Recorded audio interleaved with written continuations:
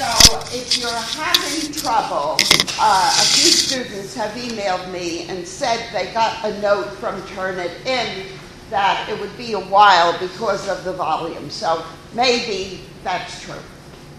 All right, so just live with it. And wait another 24 hours. You will not get a grade until I have a Turnitin score, and I do validate them. I don't put everyone back in, but I dump back in a fair sample. You're not getting graded on the Turnitin value. I want you to get below 30. There were one or two of you got 32 or 33. I'm not obsessive. I accept that. If you get 50, I'm going to send it back and say, look at the paper. Usually, if you can identify where you were redundant and take that out or paraphrase a quote. Many of you use quotes excessively. I never use a quote. I take what's in the sentence and I say it a different way. That way, Turnitin will not pick it up. Learn how to do that. It's not so difficult. In other words, if an author says something which you feel is worth crediting to them, just say it in a different way, and that'll immediately not earn you points in Turnitin. So do that. Again, I'm reiterating because some of you obviously didn't hear. And I won't go through my sermon on exactness and listening again, but it is critical for a nurse. And you'll find when you get into your clinical courses, you don't ask the head nurse or the clinical specialist or the doctor 3 times, what did you say? You open your ears and you're responsible for precision from the get-go, all right? But I'll tell you again, if you're a little bit over, I'm not obsessive. I'm not going to fail you because you put in 6 pages. But usually, it's a good exercise for yourself. Look back, it's usually because you were redundant. One student emailed me last night that they went way over because their topic was too broad. Well, you had an extra week. If you found out it was too broad, you should have selected another topic or an aspect of that topic. That infuriates me, all right? Because if you did reading, you would find out there's too much to say about this. I can't deal with it. I have to narrow it down. So that's something, yeah?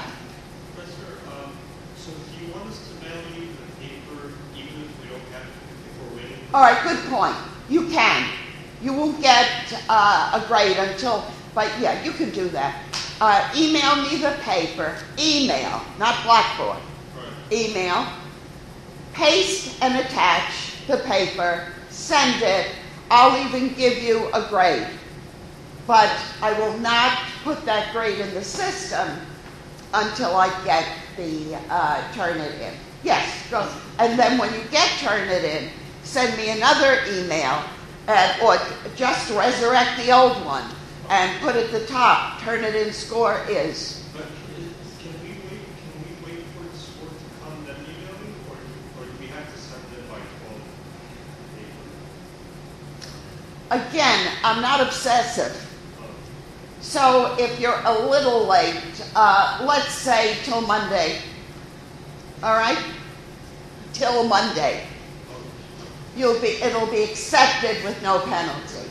After that, the gates close. Let's get rid of these. Because the thing is, I got 42%, so I went back and I changed it a little bit.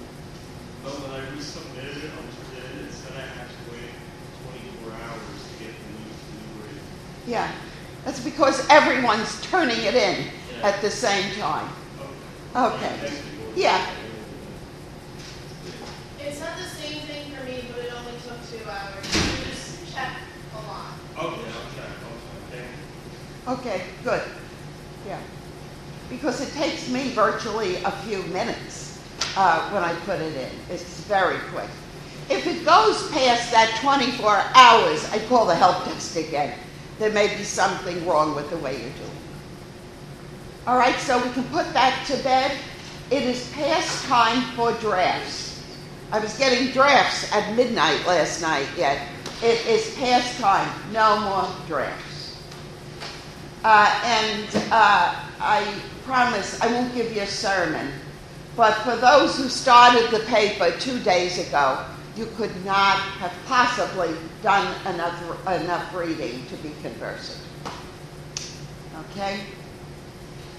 But those that I corrected already, and there were quite a few that got it in early, I envy those people because I can never get anything done early. But your grades were all good. No failures, put it that way. All right? And I retain the numerical grade till the end. You can go into the grade center on Blackboard and you see it gives you an edge. If I give you a B, that's everything within a 10-point range. But if I give you the number and just convert it to the letter grade at the end, it gives you a little edge, so I do that. Okay, it's interesting. I'm going to be teaching Dr. Smoyak's courses next week. She teaches this course in New Brunswick and teaches it very different than I do. I happen to believe that the content in this course is very basic and you have to understand the basics. Whether you get sick of me or not, I don't feel that guests who usually are picked because they're experts in the area and therefore cannot come down to a basic level.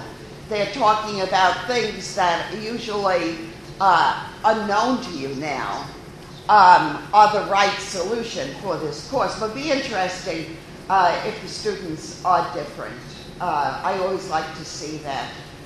For years, I taught this in New Brunswick and here, and God knows what we'll do when we merge, and I'm still waiting to see what that brings.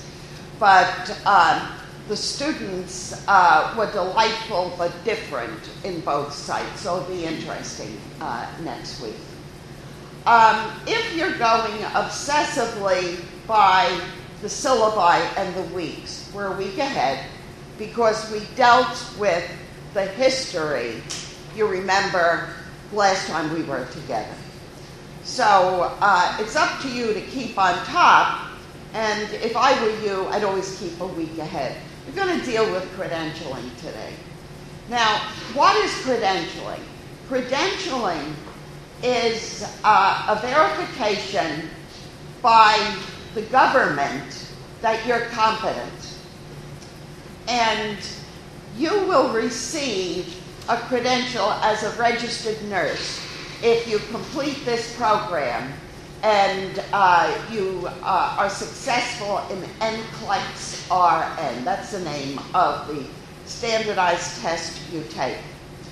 NCLEX RN is normed every year to sort of guarantee that a certain percent of you fail.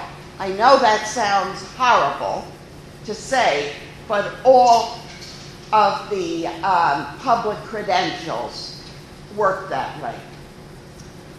In other words, the assumption is of the thousands of new graduates taking the NCLEX exam every year, and the norms are set for the nation. We were one of the first professions to do that. There's consistency across every state. But it's impossible that you're not going to have a certain number fail. And we are among the top. Here, first-time NCLEX takers, about 85% pass, or 90% pass. That's not so in every school. And if a school sees that only below 80% of their graduates pass, they are put on warning in this state. All right, so the rules differ a little bit, but for the most, the exam is the same for every graduate of a nursing program. And the norming is a little bit different state to state. And in New Jersey, if a school has less than 80% pass, they're put on warning, because it's been the experience of the state boards that schools should have at least 80% passing. All right, so that gives you an idea. The exam measures your competency for basic practice, that you're not going to kill anybody. And pardon me for being glib about this. Some of you may not be able to be glib at 8:45 in the morning, but I've been up for hours, so I'm glib. And that's all it measures. Whether you are competent to practice, you're not going to kill anybody. All right? It's not a measure of your specialty ability or of whether you have achieved a stellar background. It's very basic. And because it's very basic, every graduate who's preparing to be an RN takes the same exam. And that has been an issue and would have, yep. I was going to ask, so LPNs and RNs take the same? No, not LPNs. Everyone preparing for the RN. So that would mean associate degree graduates, diploma graduates. We don't have hardly any left in the state. And baccalaureate graduates.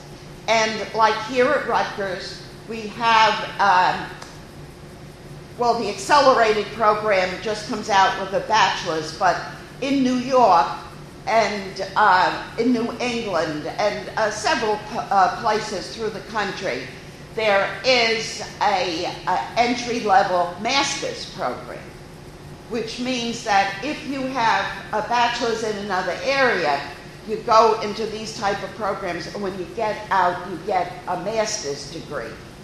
A very wise move, because many employers are not, they see the master's and they're impressed. Do you follow?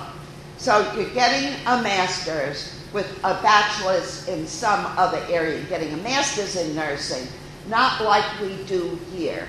We give you a BS, bachelor's versus master's. But everyone who completes a degree in nursing and wants the RN takes the same exam. Now that is a big controversy in the profession and would have been a good topic for your paper. The American Nurses Association worked for several years to have a different exam for bachelor's graduates. So distinguishing between the bachelor's and anybody else lower. It didn't fly. Nurses became very angry. Why? Because it sort of says your preparation wasn't any good, mine is better, I have a higher credential. And finally, they left it. It was a means to push for the bachelor's to become the entry-level education. Finally, ANA decided, let it go. And now what you see is hospitals are moving towards the bachelor's as the least they will hire through the magnet program. And we talked about this before. The magnet program is looking for 80% of the nurses in a magnet facility to have at least a bachelor's degree. And it's working. We have a lot of magnets in the north of the state, and when I talk to, for instance, associate degree graduates, they can't get a job because all of the magnets are saying, if you work here, fine. We're not going to let you go. But if you're coming looking for a job, don't talk to us unless you have a bachelor's. And some of them are also accepting people who are enrolled in bachelor, an RN who goes back to get their bachelor's. If you can prove you're making progress on that, they may hire you. But it's very difficult to get jobs if you're not a bachelor's graduate. And the credential, though, for the RN is for everyone. In other words, any person from any program that went through a curriculum for the RN can take that credential, that exam, and get the credential. We have states' rights, you know that by this time, and the credential is given to an individual, and it's only good to practice in the state where it was received. Except we have some states that belong to an interstate compact, and we'll talk about them later. This is relatively new, the last, well, it's maybe 10 years now, but there is legislation which a state can pass which allows a nurse from any other state with this compact to go into that state and, as a matter of fact, practice as an RN. All right? And if you want to know what states it is, go into ncsbn.org. ncsbn.org and find the hot link for compact states.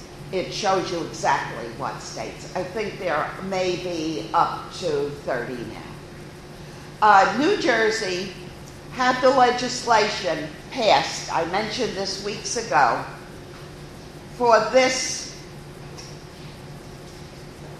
thing to happen in New Jersey. But it never went through rulemaking. And you know, by this time, the process is a bill becomes a law, the law is sent to an administrative agency, rules and regulations are developed, and then it's put into operation. One way to kill a bill is to never send it for rulemaking. No rules, no operation.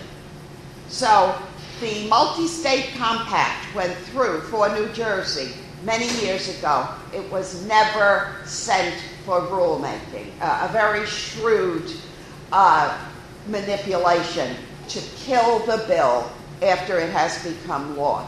Now, you might be thinking, why wouldn't everyone want to enter into these compacts so that New Jersey nurses could go anywhere to work, any other compact state? New York does not have a multi-state compact either.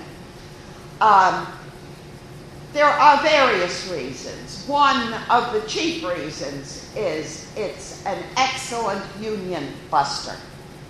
In other words, if I can get union buster, you familiar with that term? To break the union. Nurses are not overwhelmingly, but they're fairly heavily unionized. Therefore, when the nurses in one hospital strike, it's not that easy to get nurses to cross the picket line and come in and work. One reason is you need a license in the state. But if you're a multi-state compact state and you have another multi-state compact state near, the nurses from that state can just walk in, and their license is as valid in New Jersey as any place else. So that law never went for rulemaking, and therefore, after a certain number of years, I don't know what it is, in some states it's 3 years, in some states 5, but after a goodly period, it just self-destructs. So if we wanted to become a multi-state compact state, again, we have to start from scratch, all right? but it died in, I don't know whose office. It could have been sent to an administrative agency. If the governor didn't like it, he could tell the agency, just sit on it, because that's the executive branch of government. It could possibly never have gotten out of the legislative branch, I don't know where, or it could have been a gentle person's agreement between the two just to kill it. All right. If a New Jersey nurse wants to practice in Florida, they have to take the test, the Florida test. If you want to go to any other state, the quickest way is, you could Google it, but go to ncsbn.org, and they have a link for the states. Go and click on Florida, and the requirements in Florida will come up. I don't know if Florida is a compact state. You could also look that up.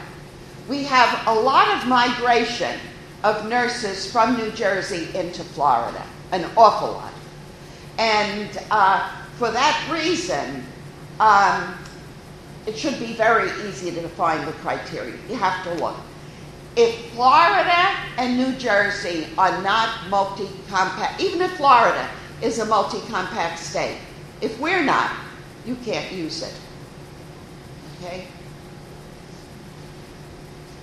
But that is one of the newest reforms, even though it's about 10 years old, and started out in Utah. Utah was the first state. Why Utah? There's a big land mass, and there probably are nurses concentrated in the major city, which is one or two cities. So they want to entice people to come in. All right. There is a great shortage in many of the western states. So if you have that possibility, people will come in. All right, one important thing, and maybe we should look at an overview first. You're a licensed discipline, but you're also, more importantly, a credentialed discipline. The umbrella over licensure as one type is credentialing. And credentialing includes credentials for the individual and credentials for programs. The credentials for the individual are licensure, that's bare bones, bottom of the list.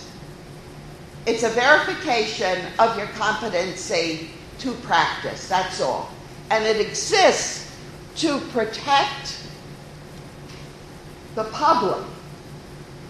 So remember that. When you do something that warrants action by the Board of Nursing, and the Board of Nursing is right down here on Halsey Street, about 4 blocks from here. It was on Raymond Boulevard since its beginning, and it moved to Halsey Street. And if there's a complaint against you and your license is pulled or restricted for some reason, that is done to protect the public, not you. There's absolutely no worry about you as an individual. The license is to protect the public, to make sure you don't hurt them. You've been educated properly, all right? The other individual credential is certification. And certification verifies that you are an expert in an area of practice. Not you are an expert, but you are an expert in a specific area. And certification credentials are administered and awarded by the professional societies, not by the state. Certification indicates that you're above everyone else in a certain specialty area. All right? And you have to sit for an exam And there are a certain number of hours of practice with that population. For instance, and there are two levels of certification. There's a basic level, which means people with a diploma or associate degree or a baccalaureate or anything else can sit for that. But they must have an RN, and they must have a certain number of hours in practice. And particularly the magnet facilities are looking more and more for certified nurses. For instance, you've been working in psychiatric nursing for 2 or 3 years. You've taken all of your continuing education courses, because in New Jersey, you need 30 continuing education hours every 2 years. You're not done when you get your degree. That's baby steps, all right? You have to take, now I'm going to depart, no, I'll stay on. I thought of something important to tell you, but we'll wait for it. All right. You've taken all of your continuing education in psychiatric nursing because that's where you're working and you want to be on top of this stuff. All right? You decide that you feel that you're advanced enough in psychiatric nursing that you really know the practice area and you want to be recognized for that. Therefore, you will take a certification exam which is administered through the American Nurses Credentialing Center, known as ANCC. It's a center that was originally established by the ANA, but has been set aside and insulated so it's not at all influenced by the ANA. And they offer a certification, a basic certification in psychiatric nursing. They give it, they used to just give it once a year, but now they're giving it more frequently because they give it at freestanding centers like Sylvan or Pearson or one of these centers that you go to. And in many workplaces, if you achieve the certification, you get an increase in pay. Not a dramatic amount. It should be much more than it is, but the certification is recognized.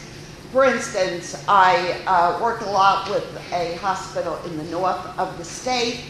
There are 6 people currently preparing to take the next psychiatric certification exam. If they're successful, they will get a 10% increase in salary.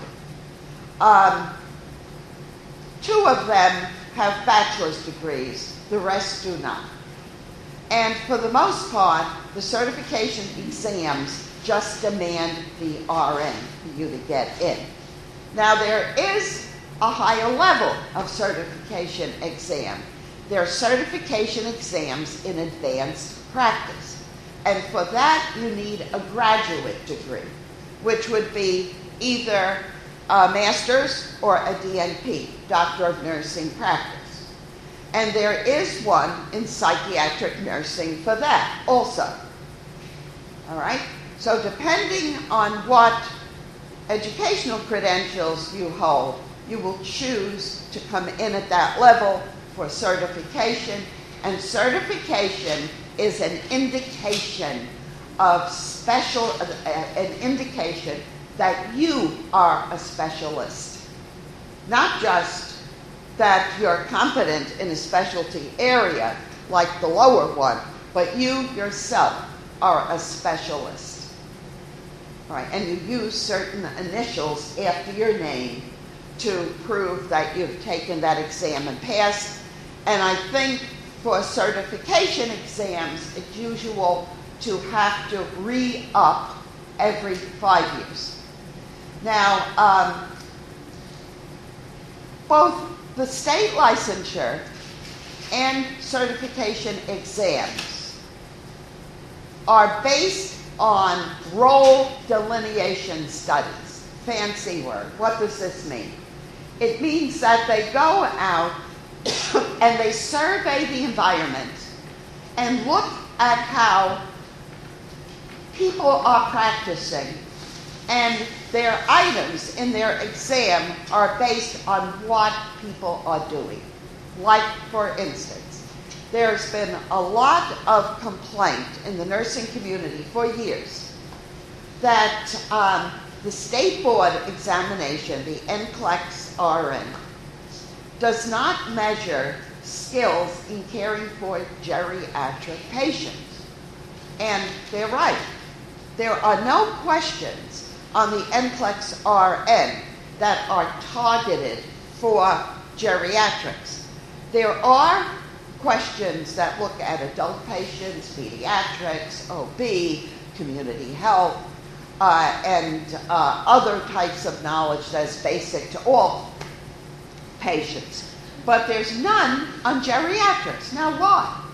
Because when the role delineation studies are done, when the state boards send examiners into hospitals to look at how nurses are operating, they don't give any different care to the older client.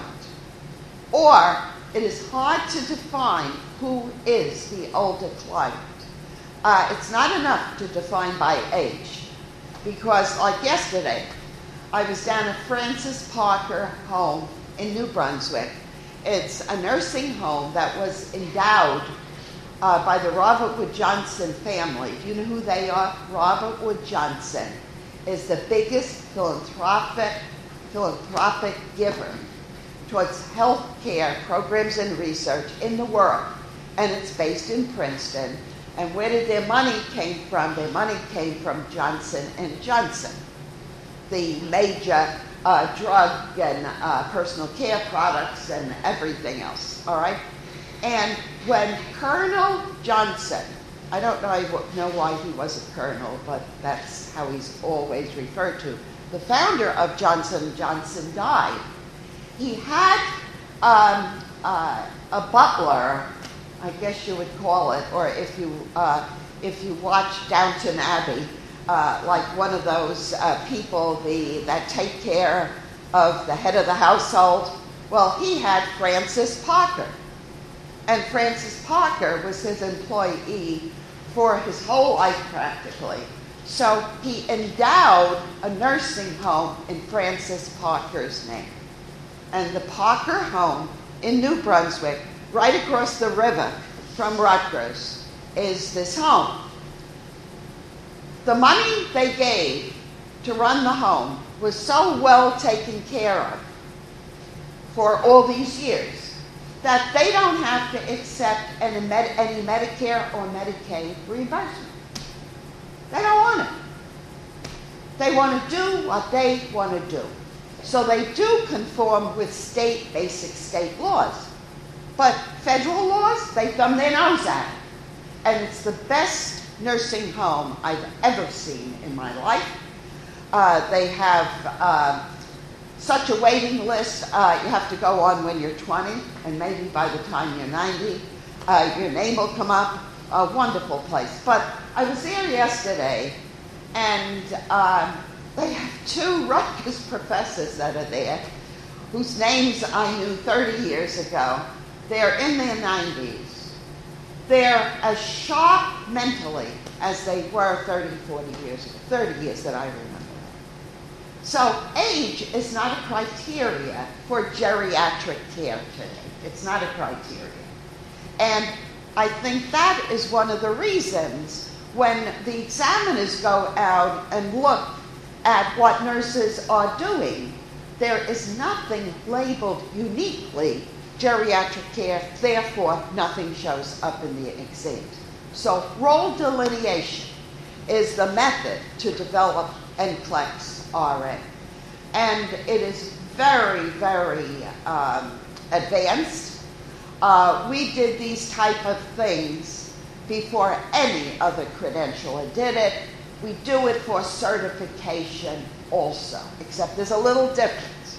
Certification is not just to protect the public. Certification is to recognize your advanced skill in nursing, first of all, and to work to push the envelope on to higher skills. Now, that's a bit of slang you may not be comfortable with. Push the envelope. It's not just based on role delineation studies. The certification exams are a combination of role delineation studies and the opinion of experts. The exams are done up based on role delineation studies, and then they're handed over to experts in the specialties. And those experts look to push the exam a little bit further so that you're going to have to know slightly more. It's a very complicated process. Nursing is the only discipline that I know that uses this, but it served us well. And if you pass the national exam in your specialty, you know something. All right, you deserve to be recognized. And again, there are many hospitals that will only employ you if you have the advanced certification. And in New Jersey, advanced certification is required to get recognition as an APN, remember, Advanced Practice Nurse, from the state boards. So the state boards uses the products of the profession to do their work. If a person has an advanced practice certification in nursing, they will give them the right to practice as an APN in New Jersey. That whole arrangement is what we've been talking about for weeks, looking to private sector to do the work of government. Remember, I told you that Medicare reimbursement is contingent on a facility receiving the Joint Commission accreditation. If they receive the Joint Commission, the federal government will allow that facility to be directly reimbursed for services. This is sort of the same thing. It's government looking to private sector to do its work, to give a credential that allows government to trust in the preparation of individuals.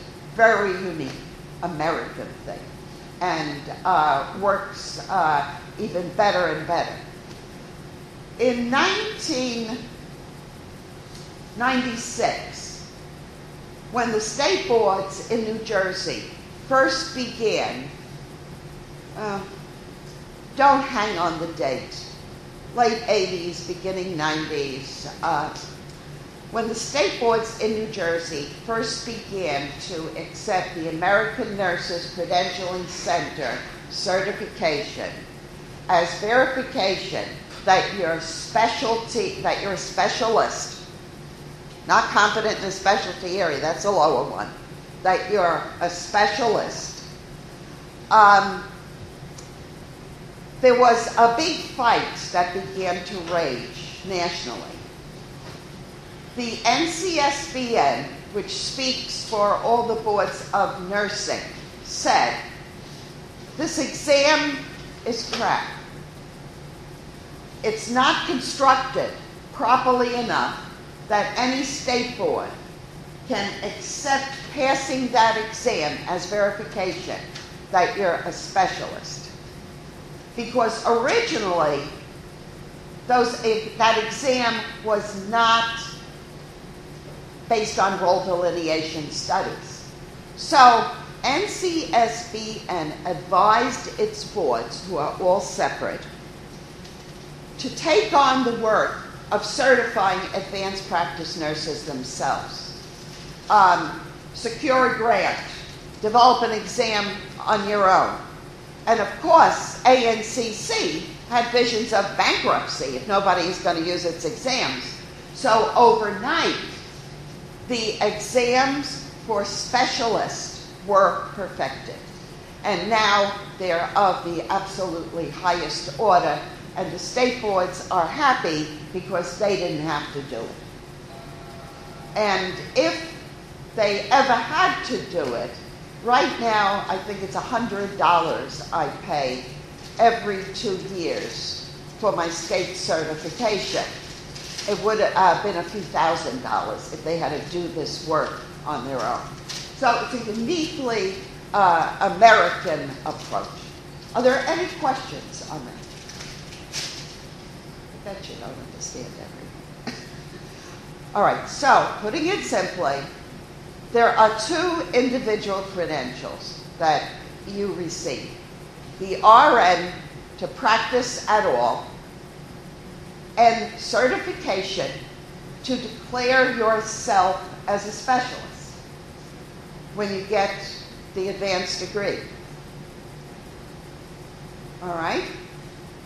And both of them exist to protect the public, but the specialist certification is provided through the profession itself, through ANCC and a number of other organizations that provide specialty verification. Like, if you're going to be a specialist in oncology, there is a certification exam provided by the Oncology Nursing Society, ONS, and that's what you would take, all right? There's also one by the Rehabilitation Nurses of America, RNA, and all of these are recognized through a central vehicle, all right?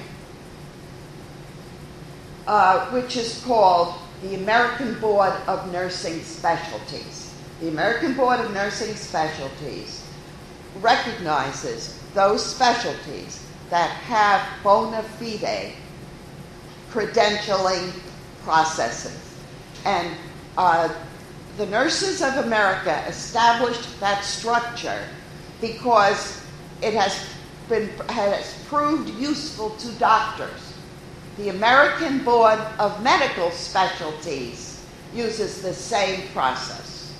And why search around to develop your own? There are a lot of nurses who would do that. But if it's worked for docs for all these years, why not just plug in our things and use the same thing? If you look at a doctor's, her name or his name when they sign it and put the credentials after their name, FASC, Fellow of the American Academy of Pediatrics, whatever the initials are, indicates the specialty board.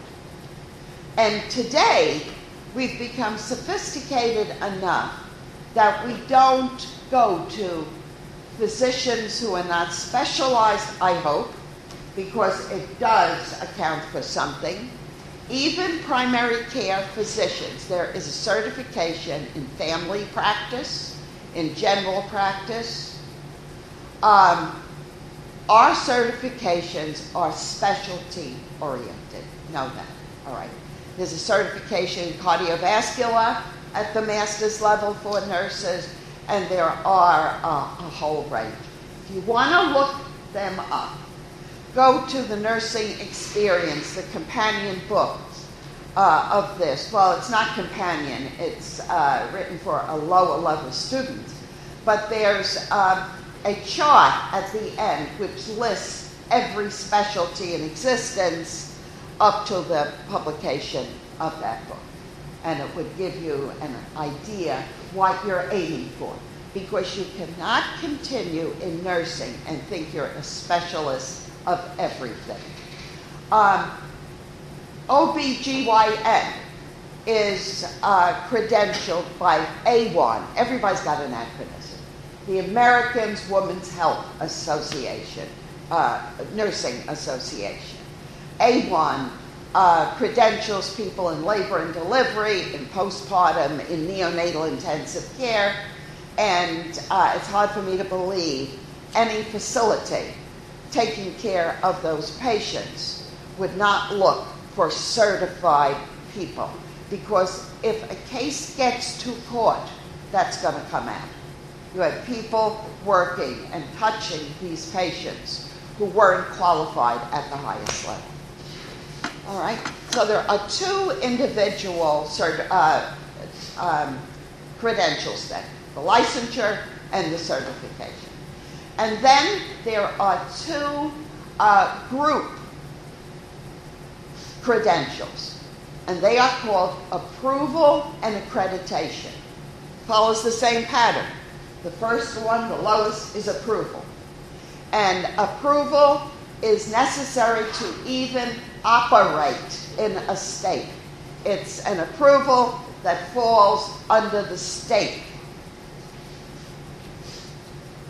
And under the Attorney General, the same as the individual credentials.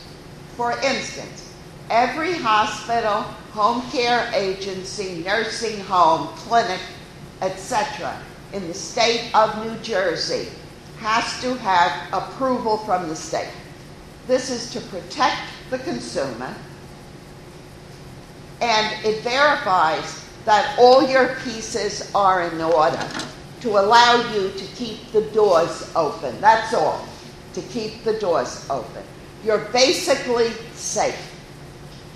The first credential is always safety. And in Trenton, spread between a variety of administrative agencies, executive wing of government, there are criteria. For instance, St. Michael's Hospital is approved by the state of New Jersey. And that means that there is a certain square footage for every patient, that there are certain provisions that, all right, I'll give you a good one.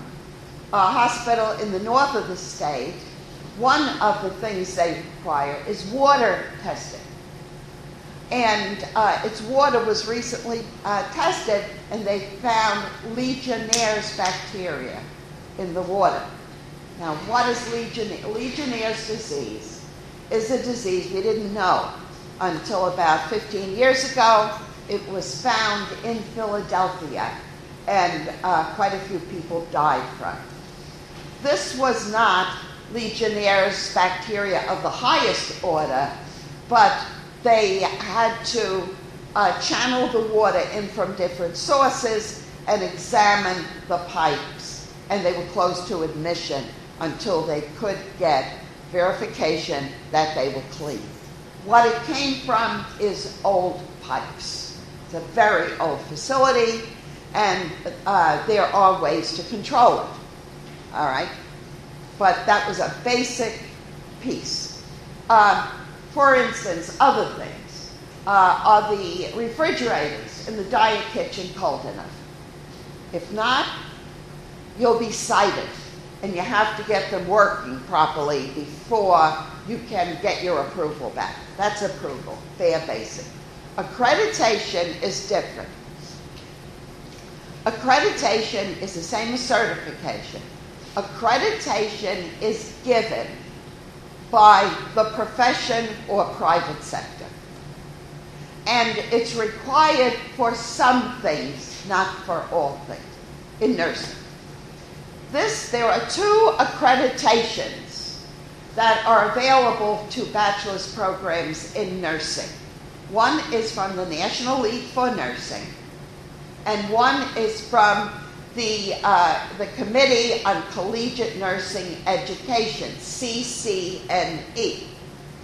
You can get either one, it doesn't matter. But bachelor's and higher degree programs are only accredited by CCNE, whereas the National League for Nursing accredits any nursing program, right from LPNs. In fact, they have an accreditation for certified nursing assistants. That's aides. in home care or in long-term care. They will examine those programs and accredit them if they're of good quality. Now, how does it relate to government? For instance, if you're not league accredited, you can't apply for some grant monies for the government because they only want their money going to programs that meet the highest standard. So instead of going around looking themselves, the government says, if you're accredited by the National League for Nursing or CCNE, that's good enough for us. We'll accept that. And we'll consider your application for money. All right? So again, there is approval, bare bones, every hospital, you cannot operate without approval. They will close you to admissions. All right? And accreditation indicates you're above the rest of the pack. Like accreditation of a hospital by the Joint Commission means there is a quality that the government will reimburse for Medicare patients there. All right. Again, an example of the public-private sector relationship that is unique to the United States. I say unique, but then I go someplace in the rest of the world and I found out the world is too small today. For instance, in the UK, every person has, every person who can afford it, like here, has backup insurance for their national insurance. Has a second policy they buy to pick up the tail.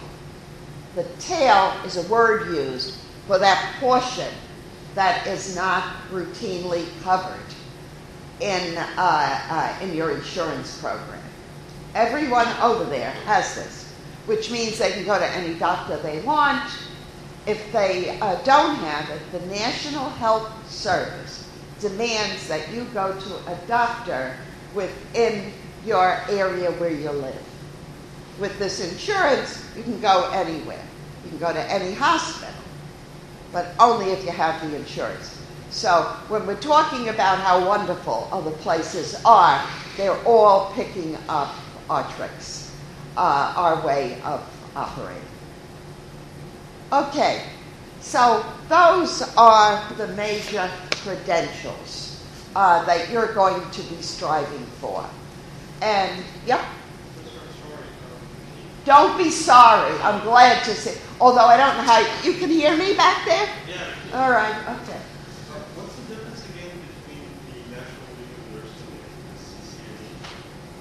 and the CCNE? NLN and CCNE both accredit bachelor's and higher programs. But in addition, the NLN accredits any nursing program, from the most basic nurses' aides programs all the way up through the DNP. Nobody accredits PhD programs. Nobody. Now why? Because the science grows at the highest level of education. And if you impose accreditation criteria on the highest level of education, you're in some way restricting its growth. You follow? So no one accredits PhD programs. But right up through the DNP, and most schools of nursing have moved to use CCNE.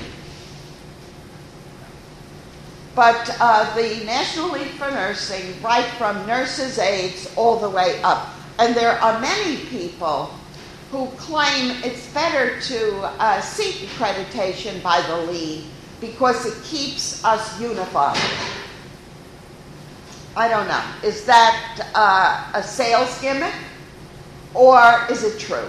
Should we be unified? It's also a very interesting question to tackle, and it may be useful to you in some other course. It's very complex. Many of you picked topics that were too complex after you dug into them. This is very complex. Now, the National League for Nursing is headquartered in New York City. It's down near Wall Street, and it's been there since it was put into operation in the 30s. And it is the result of nurses from TC. What did I say TC was?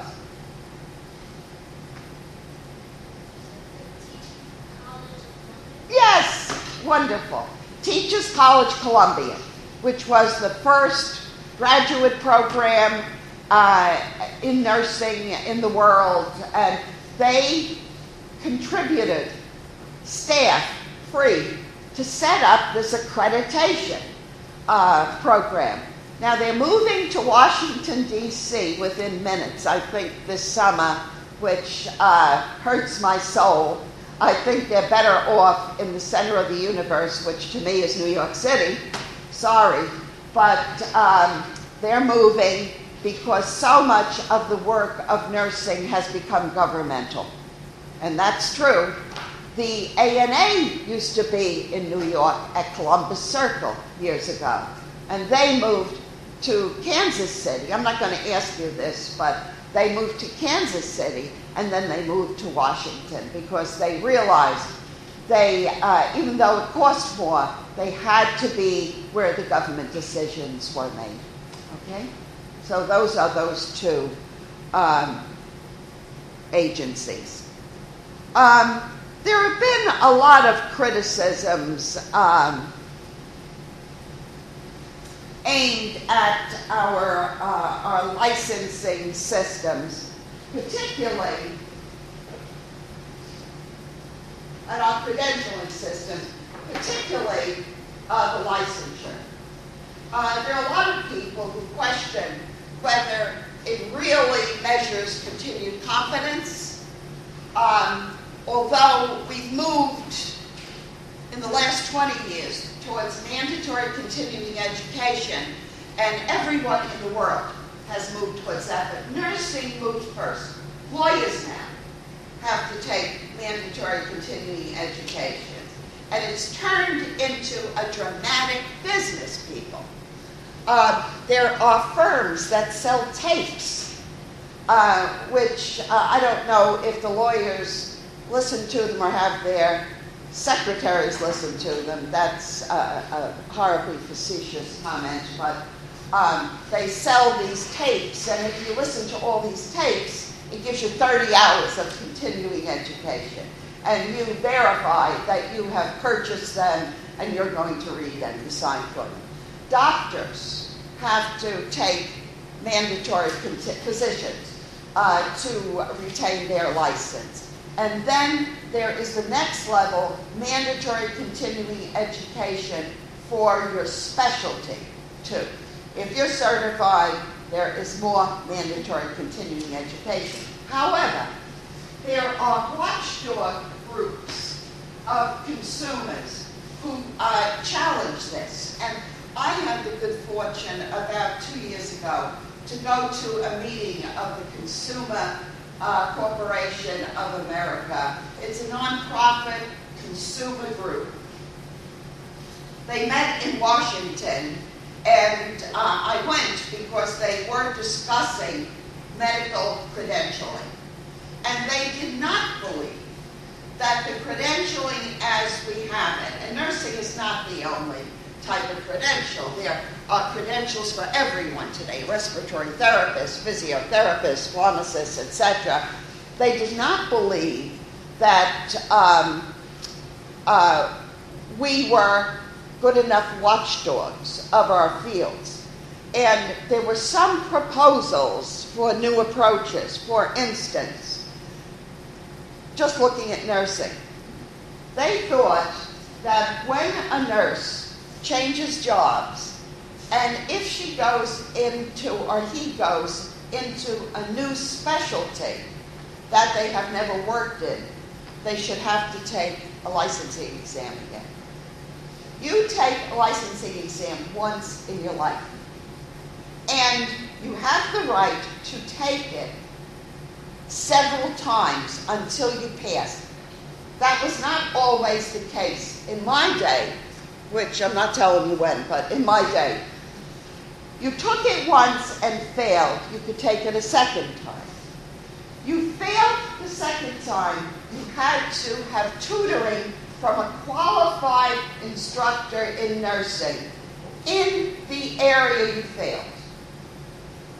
When I took it, exams were broken up into med-surg, pediatrics, community, OB, etc., and so they could tell where you were weak.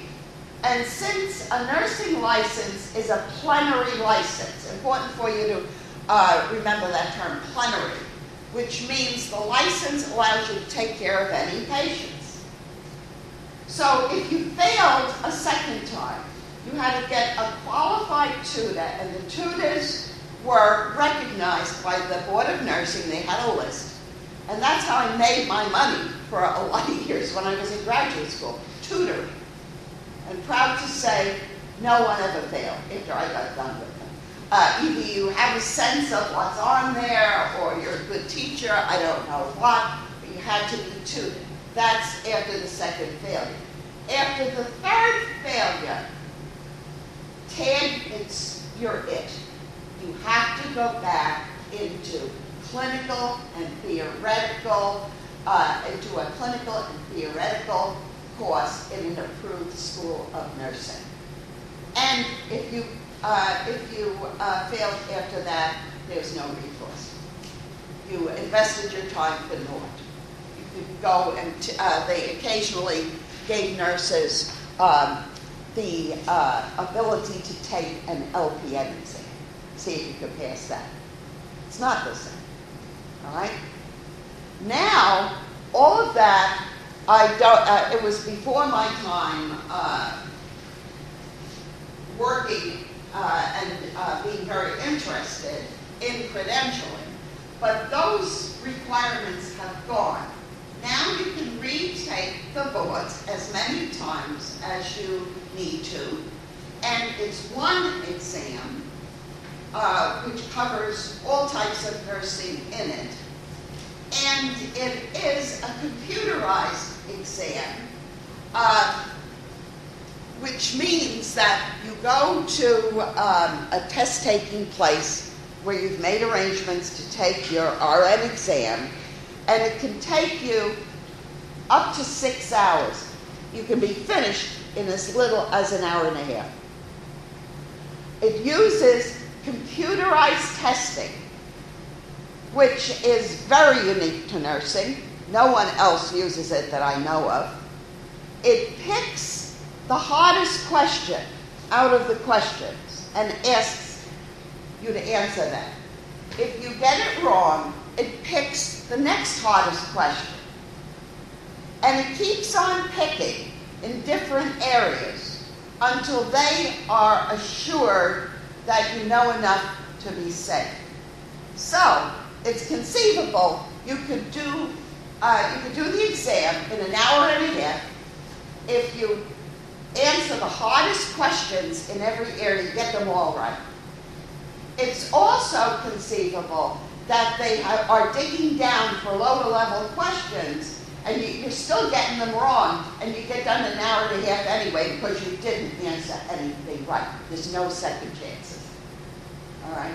A very unique way, and it was developed with grant money. It's used in every one of the states, and it has speeded up the licensure process dramatically. When I took my licensure exam, you went away, I went to Newark, and I spent 2 10-hour days taking the test. You answered every question in every area, and you achieved a score, which was passing or not, but not today. It's really fascinating the way they've developed these test-taking techniques. So, the consumer advocacy groups, many of them are questioning if any of the professions examine satisfactorily to assure their safety. And one of the things is, if you change practice areas, they understand you can't be an expert in everything. Another thing, if you have a substance abuse problem, and this is caught, they want you to be re-examined because they feel that your clinical judgment fails in cases of substance abuse. They have identified many situations where they want closer control. Luckily, this has stayed in the hands of the profession or of the boards of nursing. All right. But it's very interesting to listen to them, and there are some changes which have come about, which we'll get to in a few minutes. Okay.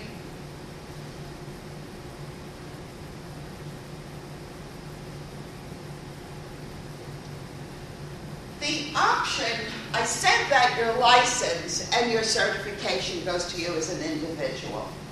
The option to individual licensure is institutional licensure.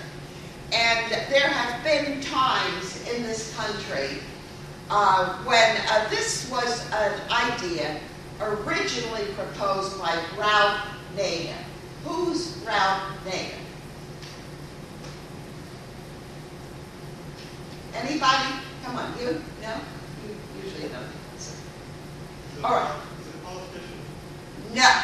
Well, he did run for president last time around, but what's his claim to fame? Oh, is he the seatbelts and the car door? Yeah, all those things, but what is he? Dig under that. He also proposed institutional licensure for professionals. He's a consumer advocate. The most prominent consumer advocate that I can remember in the history of our country. And he's into everything to protect the public. All right? And he proposed institutional licensure years ago. He said, why does the government have to bother making sure these professionals take tests and that they're re-credentialed and all this stuff? Let the employer do it. Disaster. The nursing profession vehemently opposes institutional licensure. Why? Because you would be a captive in the workplace. If an institution judged your credentials and tested you, many employees test you now, let me let you in on that. Drug testing, testing for calculation and administration of drugs is common. And usually it's done before you're offered the job. Because if you can't handle medications, they don't want you, all right? But this would be a screening of all your competencies by the institution, which probably would mean that you could only work in that institution.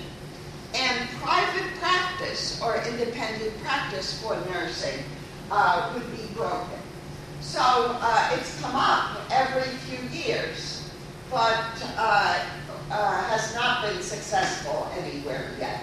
And I think nursing's increased educational background, the fact that we've taken charge of our own science and are so prominent in research these days, and now that every advanced practice nurse will have a doctorate, all right, all of these things puts us out of the grasp of institutional licensure. Although you still a pseudo licensure when physicians want to practice in a particular hospital. They receive privileges, that's what it's called, in that hospital, or in that nursing home, or in that home care agency. There has been a new statement about privileging. Both the state and the Joint Commission say any provider professional that is licensed and approved can be given privileges. So more and more, and you can't, there have been class action suits by groups who were denied privileges, like you can't deny a podiatrist privileges or a chiropractor privileges if you have room for them on staff and if they are properly prepared, all right? And advanced practice nurses, many of them have privileges or are recognized by institutions. But that's different than having your basic license given that way. I told you about the Nurse Licensure Compact, and 23 states in 2008. I'm going to go during the break in and see what it is. Of course, you could do the same thing. The movement towards the compact has slowed. I don't know why. That would be interesting to look at why. It could be because, well, there is no provision for advanced practice recognition in the compacts today, except for 2 states. You know, there has to be 2. If you just have a compact and there's no other state, what good does it do? But Iowa and Utah both have advanced practice compacts. I don't know. It would be interesting to look at the environment and why this isn't moving as quickly. But it reduces barriers to interstate practice. You can cross the borders and go to work in another state without securing licensure by endorsement. That's the other term you should remember. Licensure by compact or licensure by endorsement. Licensure by endorsement means if I'm licensed in New Jersey and I get a job in New York and I want to get a license there, I apply to their state board. And the way New York does it, they give you a temporary permit to work and they process you for endorsement. And within a reasonable period of time, you get a New York license. But you have to go through that in every state you want to work in, unless your state and the other state have a compact. The compact does 2 other things that are very important. Gives you an unduplicated list of licenses. Right now, I'll bet you maybe 5% of the nurses in New Jersey hold licenses in Florida. It's just the most populous state. Many of them probably, well, a large number hold licenses in New York, particularly up here in the north of the state. So they count as 2 people. An unduplicated list is essential also for the draft.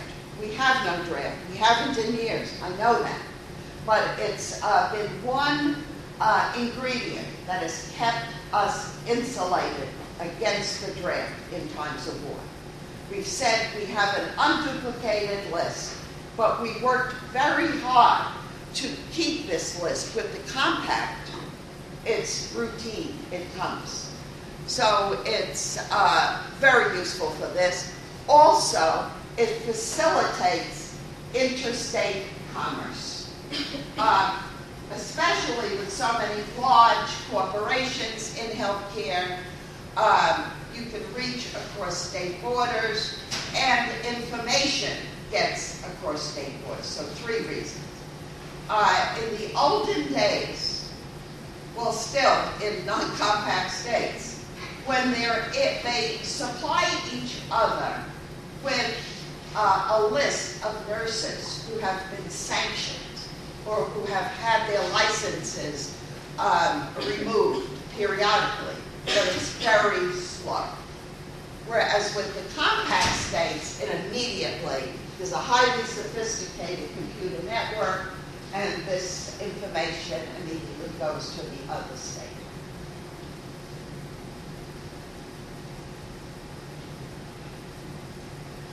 there are criticisms of the compact, and a lot of these are common sense once you read them. Confidentiality. This means that your name is communicated state to state, and these networks are never totally protected, so you lose some confidentiality. And there's a loss of revenue to state boards because they charge for endorsement licenses.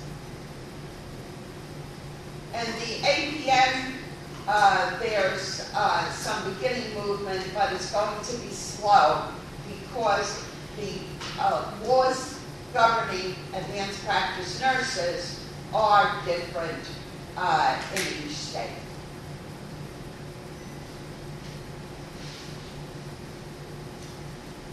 Okay. We talked about it all. Not everything for today, but licensure is dependent on the Nursing Practice Act. Nursing, not nurses. All right? Yeah.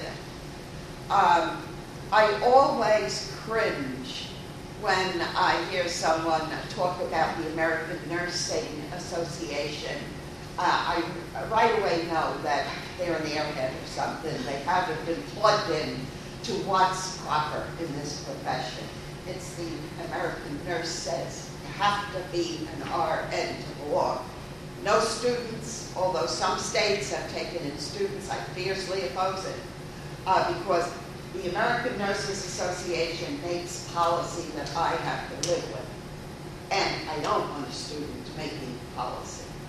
As soon as you're an RN, welcome, but not until then. But that's the name of it. ANA is American Nurses, not nursing.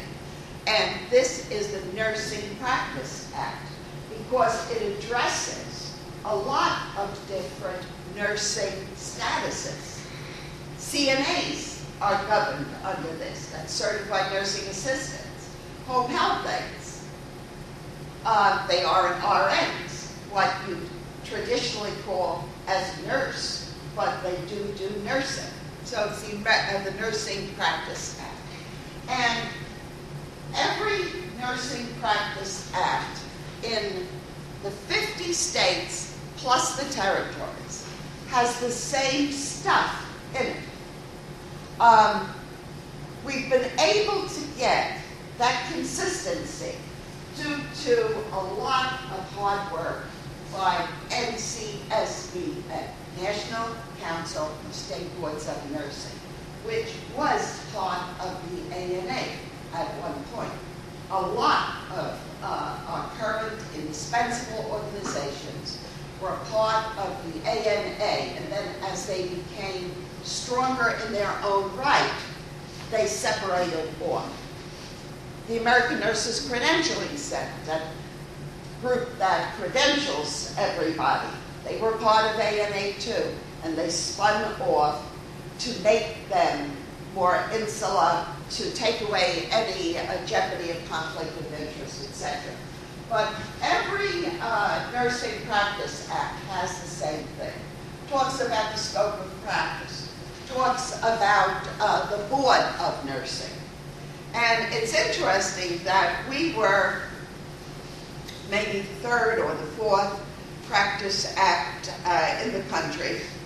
And we had provisions for a board of nursing in the act, but we had no money to fund one. And I think New Jersey, in the single digits of the 20th century, 1909 or 10, doesn't matter, long time ago, we got a Nursing Practice Act, and it provided for a board.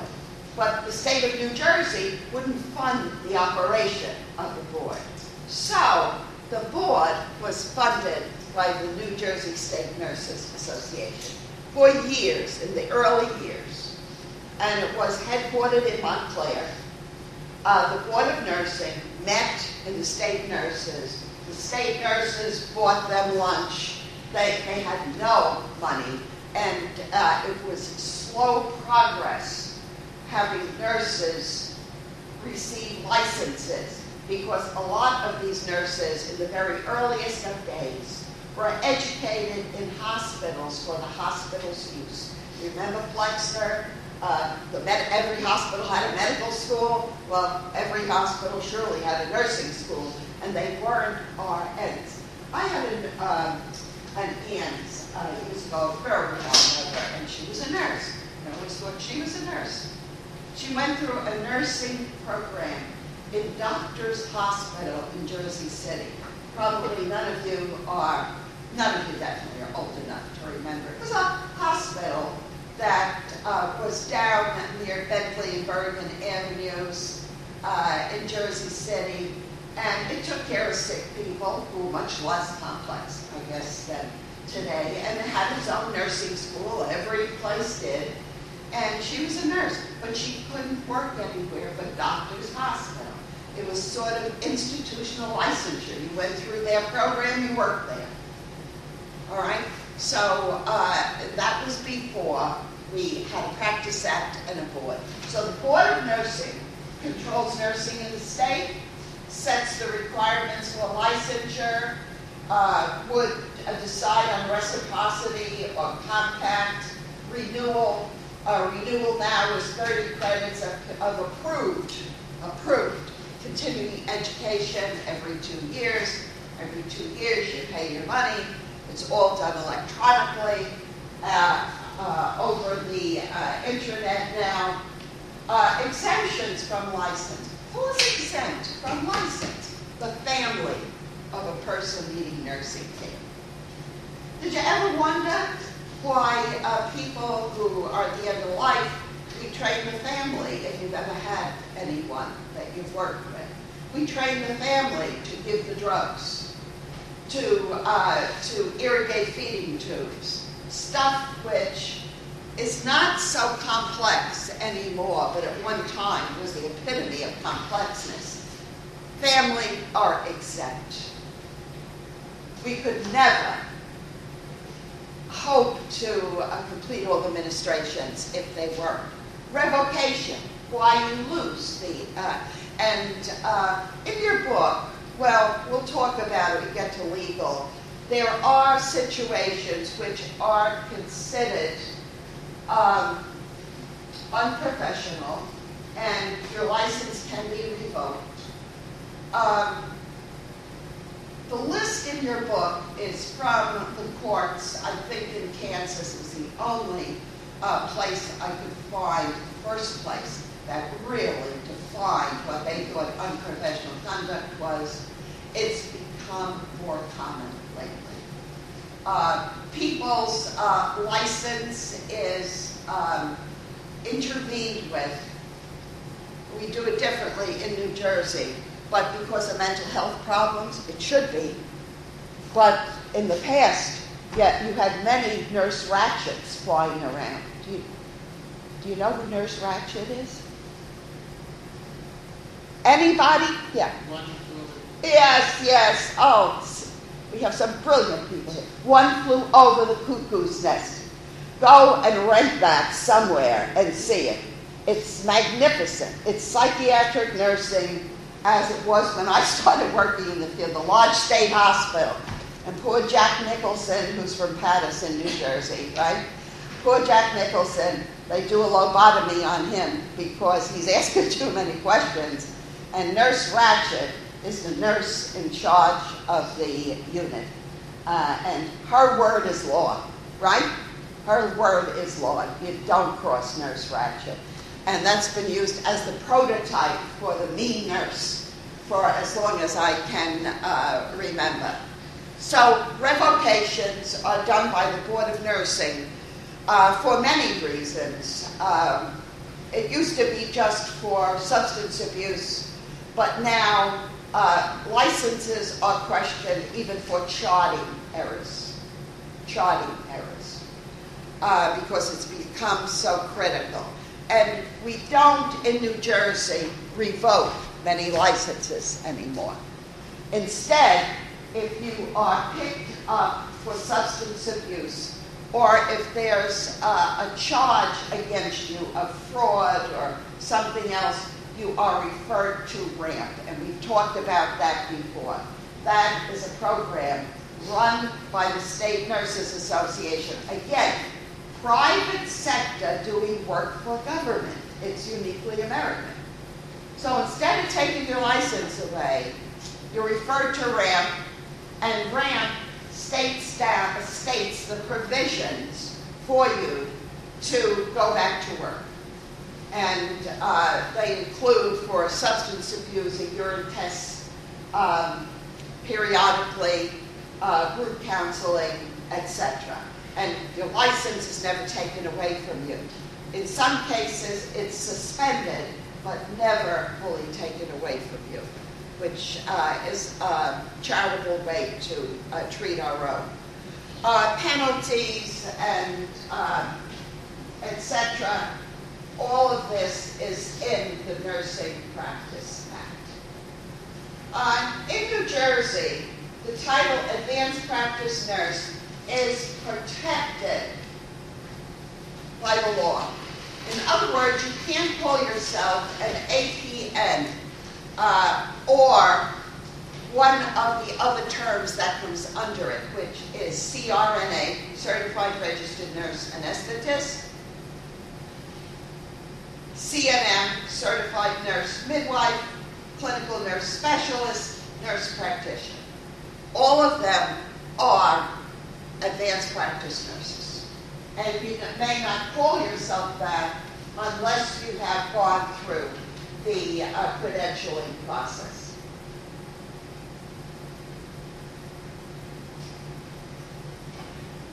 The only reference to unprofessional conduct are some of these, and they don't look so onerous to us today. But when this court decree came down originally, it was quite a stiff part of the law. If you're unsafe in nursing, it's unprofessional conduct. If you're technically incompetent, if you can't give self-care, and on and on. So there are many violations, including violating confidentiality, which HIPAA laws have put teeth into. Okay. Some other public actions associated with credentialing.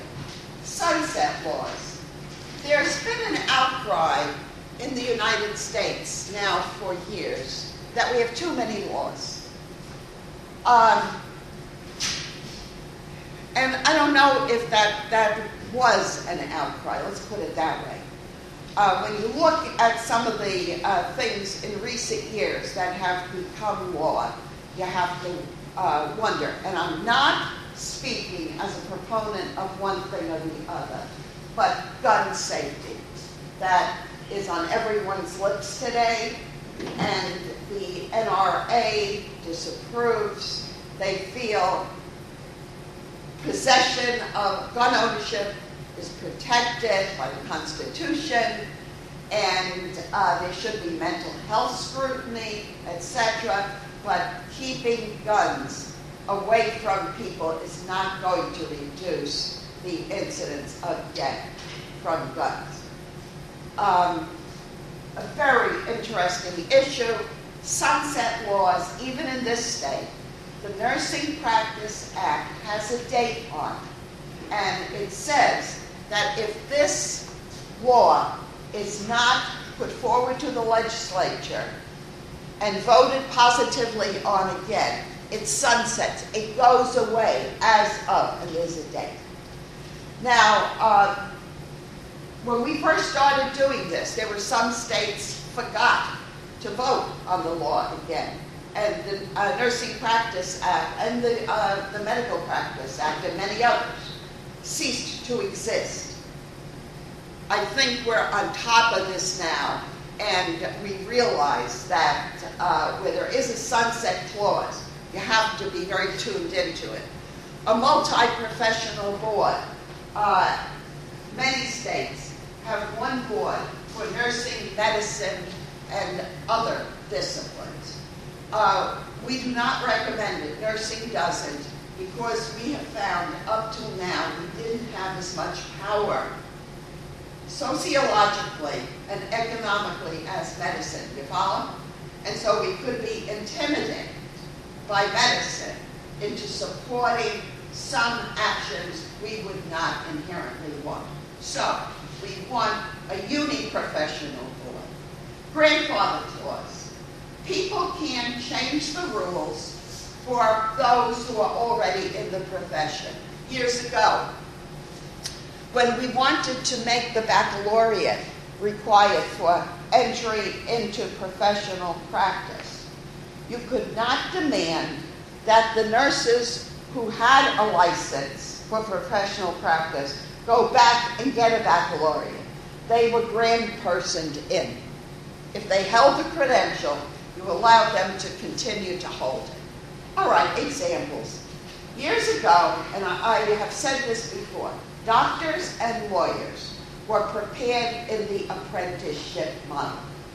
There are still some lawyers, I don't know about doctors, but there are still some lawyers around, old women, old guys, who have absolute meticulous knowledge of the law, but learned it through apprenticeship relationships.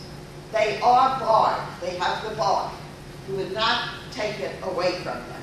You grandperson them into whatever the new status is. Whistleblowing laws are important. That is, and read that carefully in your book. We have whistleblower protections in New Jersey, and it's based on state law. It's not a federal thing. This is a situation where a professional notices that certain things are not done correctly by their employer. In fact, they jeopardize the patient. The employed nurse makes every attempt to talk to the employer, to bring it up the chain of command, to supervisors, etc. I noticed that when trays are distributed, this was a real case in New Jersey, when trays are distributed, a tray is brought in for several patients who cannot feed themselves, and the aides come back in and remove the tray and never talk to the patient or bother to see if they have eaten anything. This happened in a nursing home in Fairlawn, and a nursing home that was one of many owned by this proprietor, and he completely, all his homes are gone from the state. All right, whistleblower. If I've made every attempt to have management make things right, nothing has happened. So I'm going to have to, I feel morally, I'm going to have to go around the institution and go to the authorities. You're guaranteed confidentiality and protection of junk. All right? But you have to prove that you have exhausted every attempt to go through the systems provided, that there would be great harm done if you didn't report this. There are certain requirements. But the whistleblower is protected and their job is protected. And the BSN intent was the latest legislative attempt to upgrade nursing to require that every nurse who achieves the RN achieves the BSN in 10 years after their license. This still is in committee in Trenton here. It'll go nowhere, I hope, because there are other ways it's being taken care of. But and in New York State, it's still pending. Those are the only two states. Now, there is something called the National Practitioners Database. which contains reports on malpractice and licensure actions. If you have a suit against you for malpractice, and, well, just the suit, and then there is a claim made, and it is paid, whether it's paid or not, the fact that you have this allegation against you is entered into a national practitioner database, and any licensure actions which occur in the old days, if you had your license removed for substance abuse, that would have to be reported. We handle it differently now, so it's not reported. But if you have done anything like this, your name and what you have done wrong goes into a national practitioner's database, and any employer that you have is required to go into this bank and see if you're in there before they hire you. All right? Lastly, CGFNS International, and that's its name. The acronym has become the name. This is the organization that is empowered by the federal government. It's a private organization, but it's empowered by the federal government through legislation to certify nurses, to certify, I want to tell you the right thing, that's why I called it, to certify any health care providers except doctors who want to come to the U.S. on an occupational visa. Like, you work in Yugoslavia, you have to be vetted through CGFNS International, and it is no easy process. You have to show you graduated from a nursing school. They examine that to see, is it a comparable nursing school to what we have here? Most Eastern Bloc countries, you go into nursing as part of high school, so you never graduate from high school. You can't come here, not. You have to take an equivalency exam before you even will be looked at. CGFNS looks at all your prior licenses in any countries that you come from. After they do all this, they will give you, and if you're from a non-English speaking country, you have to take English as a foreign language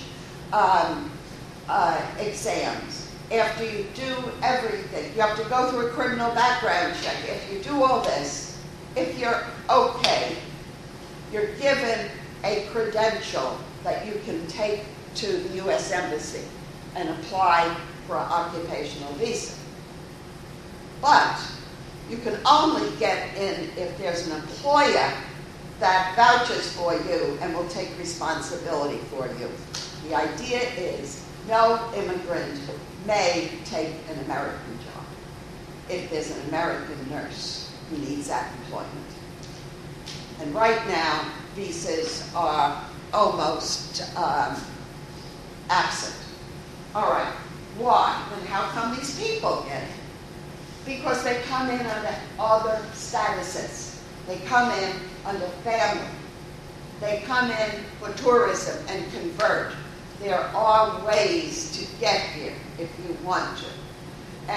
But this is the strictly legal way is to go through CGFNS, become certified for entry, and then go online to qualify for a visa to get in the country.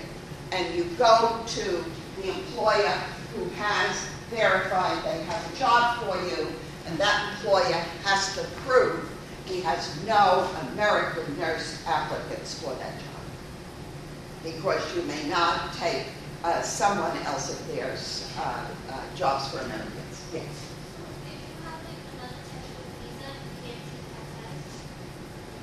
You come in on a family visa, let's say, or you come in on a tourist visa. And what I'm saying is there are ways to manipulate around this system. You'll need a lawyer to find out, unless you've been through it before. There are ways. They're not legal, really. all right. Right now, the only nurses, we have a lot of Philippine nurses, you know. Why? Because Philippine nursing is totally on a baccalaureate level. Totally. Now, you can scrutinize all you want. I've been to the Philippines 5 times. I've gone to their schools. Some people would say they're not of the standard of ours. Well, so what? They give a bachelor's degree. The number of credits, I can't judge each course. You understand? But they get a bachelor's degree. And priority for immigration is, in nursing, is to individuals with a baccalaureate degree. In the rest of the world, nursing education is very varied. In most of the European countries, although it's moving, entry into nursing precedes any high school diploma. We have a requirement for high school. In other words, our philosophy is that the country should establish the normative criteria for the profession. I don't care what they accept in Switzerland or Germany. Here, you have certain requirements to become a nurse. And a CGFNS administers, I'm going very quickly through this. They administer an exam. They have to pass to get in. And there's a high predictability if you pass the CGFNS exam, you're also going to pass the NCLEX. And then there are specific requirements state to state. A lot of them are pretty much the same, but some of them are very hard. So you have to go to work where you can get a license too. So there are many hurdles to jump over getting in on a visa, getting a visa to get in. But as I said, there are other ways to get in, but they're not always legal, and you have the jeopardy of being put out. Any other questions about CGF? So it's another example of public-private. This is a private organization.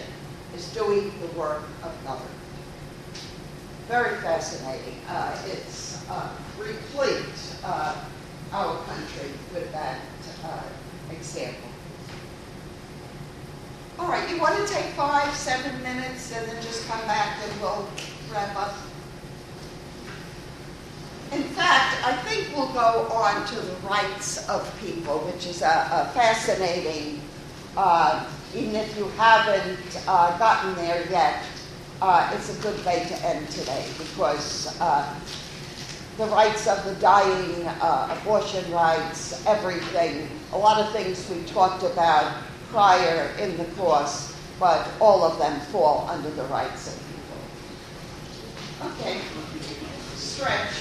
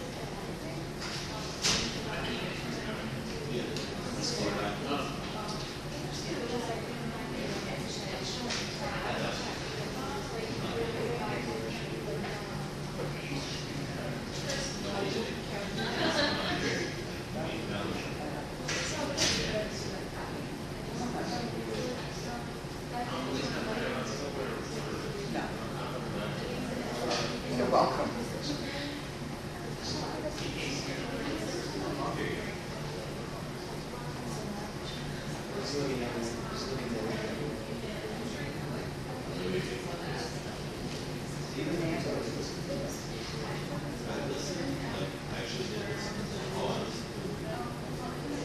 Did I send it back? One of these things. Okay. Don't send it back. Oh.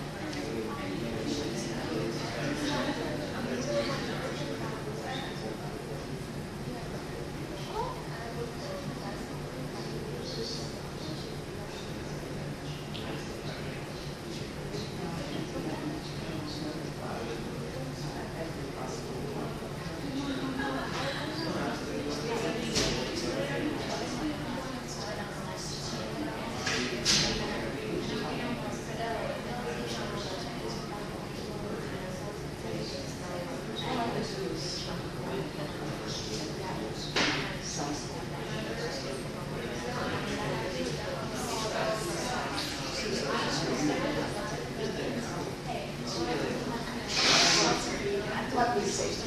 What? One of us, and I told my social list. I mean, maybe you guys.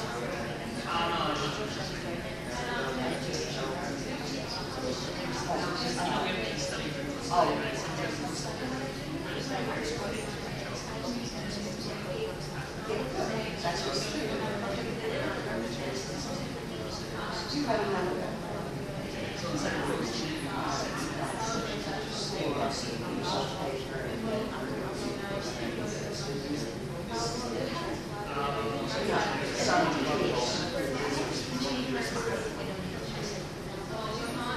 Well, you play it.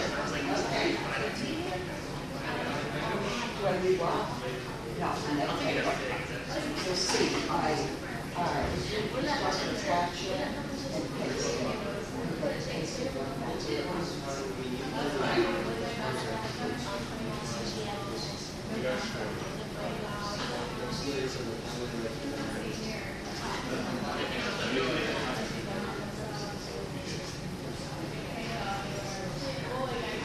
But if you think about it, it has to be five. I'll take notes every day.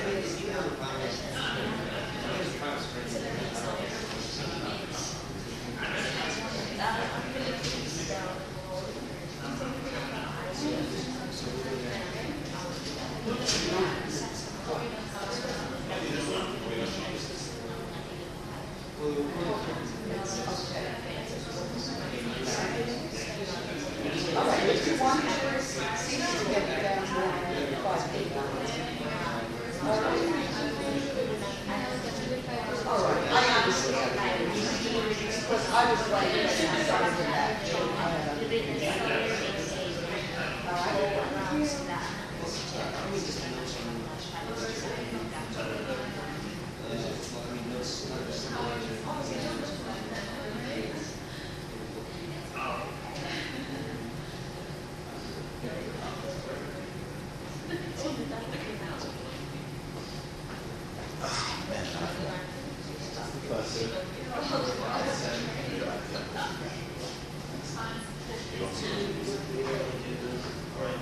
Oh, let me get it.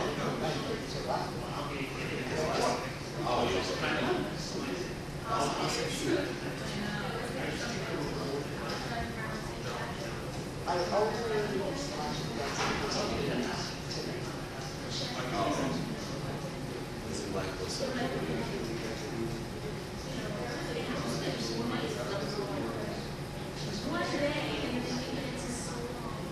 Did I send it back?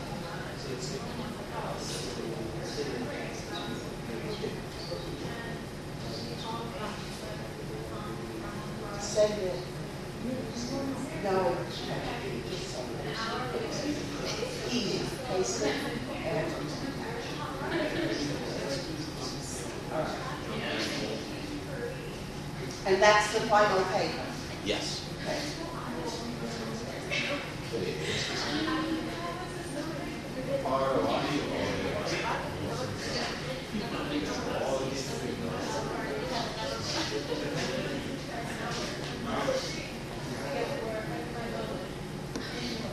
Silly.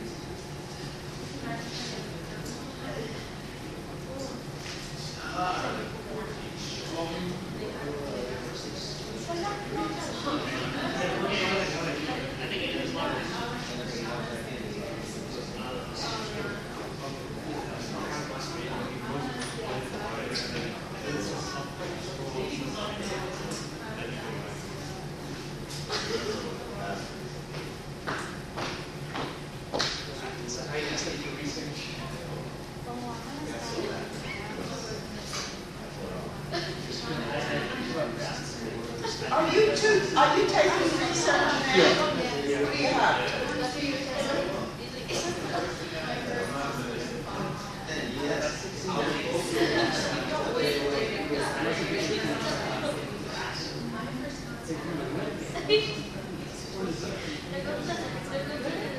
She said there's no age limit, it's quality of family. I think so, I think he's just going on. I'm not saying she's gonna do that, but just a lot of the things they say, you just see it, and I promise you, it just says state approved and state recommendation. So it's so those are the questions that they just say state approved, state this. Exactly, I mean, I'll show you. Because my new study is what we're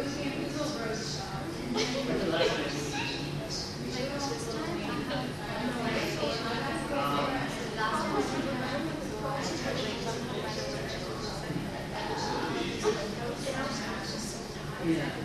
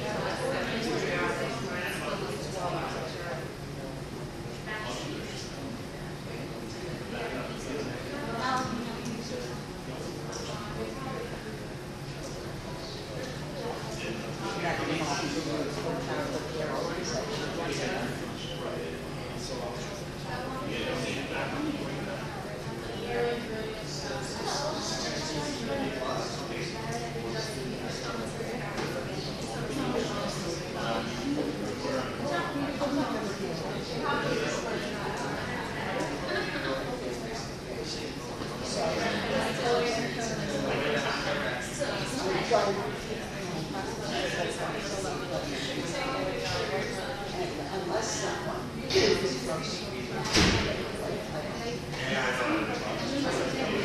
I know, here, but what I'm saying, if you have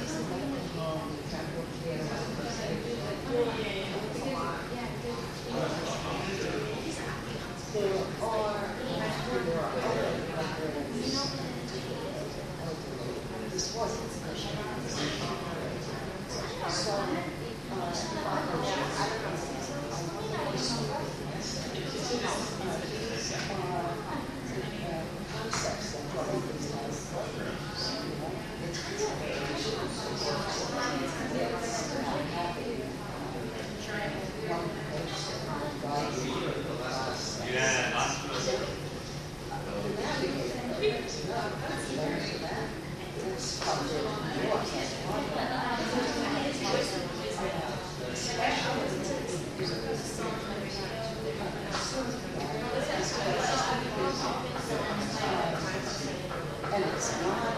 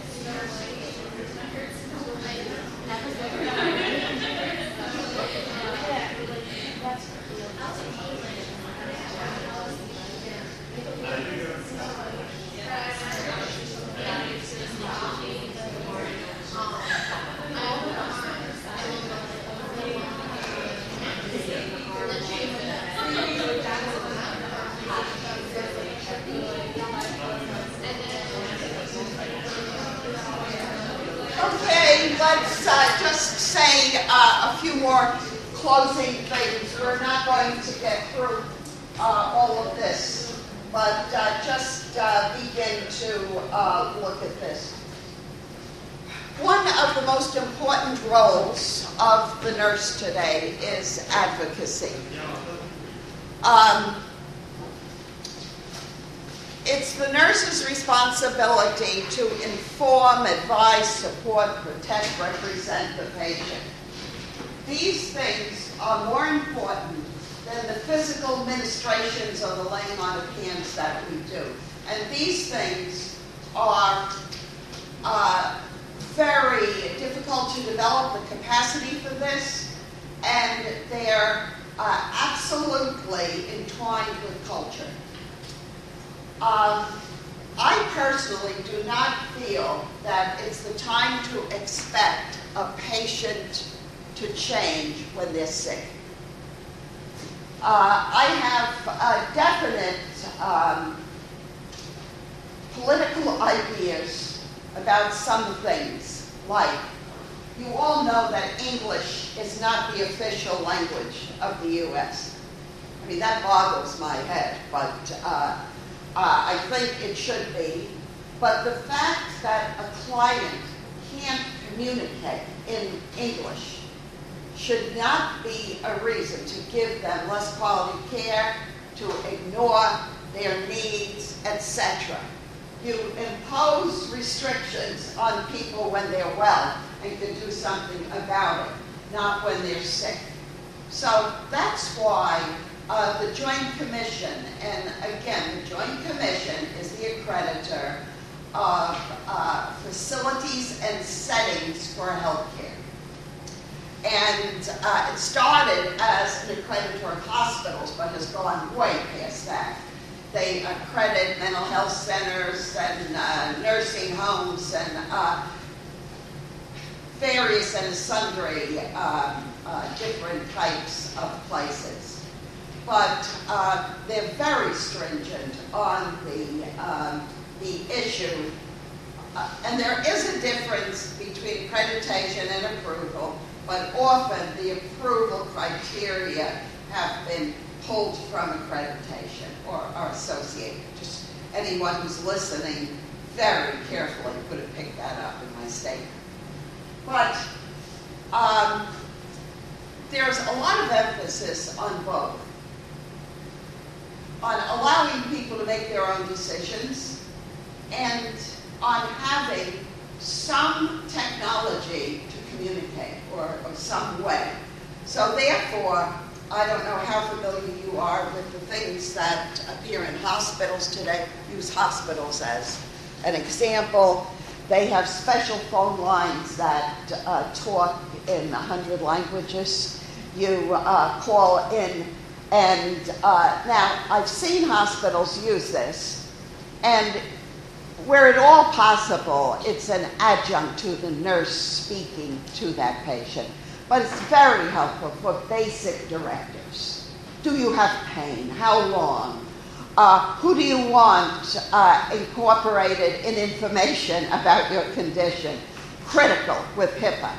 And there is a slide here about confidentiality. Know that HIPAA and FOLA, we have many laws which bind you to confidentiality about your patients. And spreading information about patients can be an incident of unprofessional conduct and can jeopardize your license, all right? But, and if your patient wants someone else in the family kept up to date on their status, they have to say that, you have to chart that, you have to communicate, and lots of times in our multicultural society, and New York and New Jersey are more multicultural than any place in the world. So that's one system, the phone, and you put in a certain number, and there's a voice-activated person at the other end that can speak to you in your native tongue. That's highly sophisticated. Other places will employ, will use various employees through the system who speak certain languages. They track this, they keep a list of it.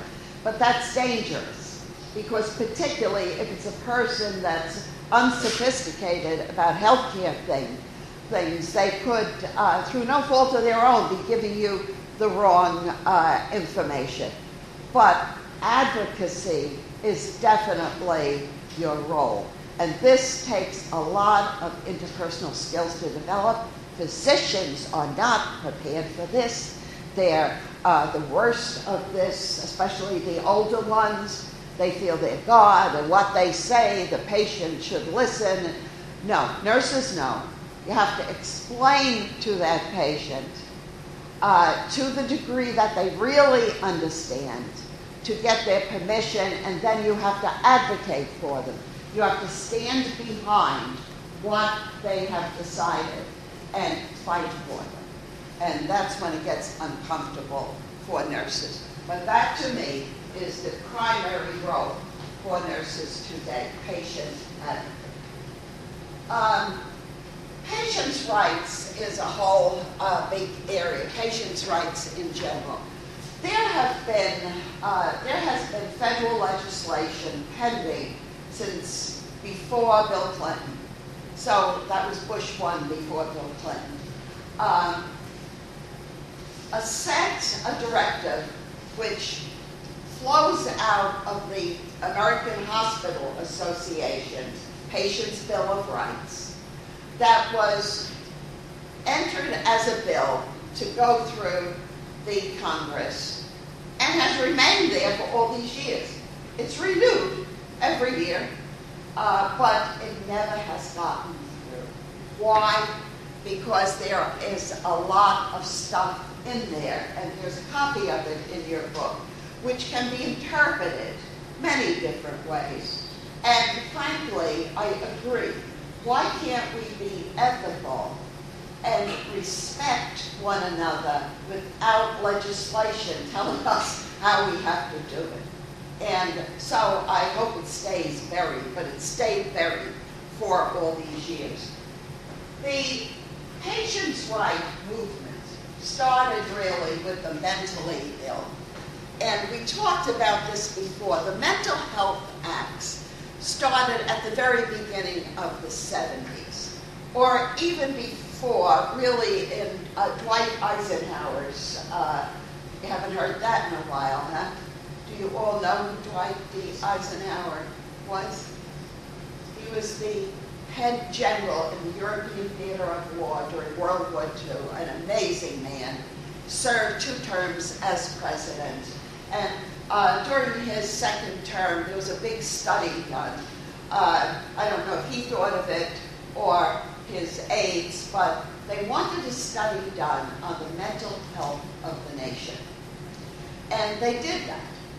And out of that came the observation that the state mental hospitals are atrocious, that for the most part, people who go in there are not treated to return to normal. They're just treated to stay out of society. That's putting it quite boldly. But what they found is a lack of rights for people. It was like they were incarcerated, not in the hospital, and a lack of proper personnel. Out of those mental health acts, the shame of the nation, I believe, you can still buy it, came out of one of the things that came out of that report is money for advanced practice in psychiatric nursing. And that grantsmanship is what caused the establishment of the first direct care direct care nursing program in the nation here at Rutgers under Hildegard Hepworth. You've heard of that name before, all right? And she came over here from TC, and there are all sorts of stories about her moving out of TC. I won't get into it. Probably some is not ethical more for me to get into. But she came over here. She established herself in New Brunswick and established this program. and some of the greatest names in psychiatric nursing have come out of that program. You may know Shirley Smoyak. She's the one that teaches this in New Brunswick. She was like a daughter to Peplau and many other great psychiatric nurses who came out of that program. And all of this was initially kicked off by observations of deinstitutionalization and humane and the lack of humane and therapeutic care. One of the things that happened in New Jersey was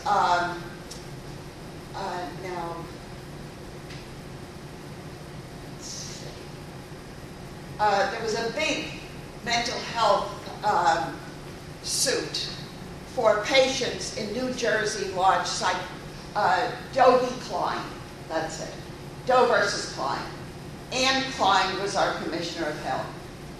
And Doe represented a class action suit for all the mentally ill in New Jersey large psychiatric hospitals. And out of that came a whole rash of mental health acts and discharges of these patients who had been institutionalized for 10, 20, 30, 40 years, and really saw the state hospitals as their homes.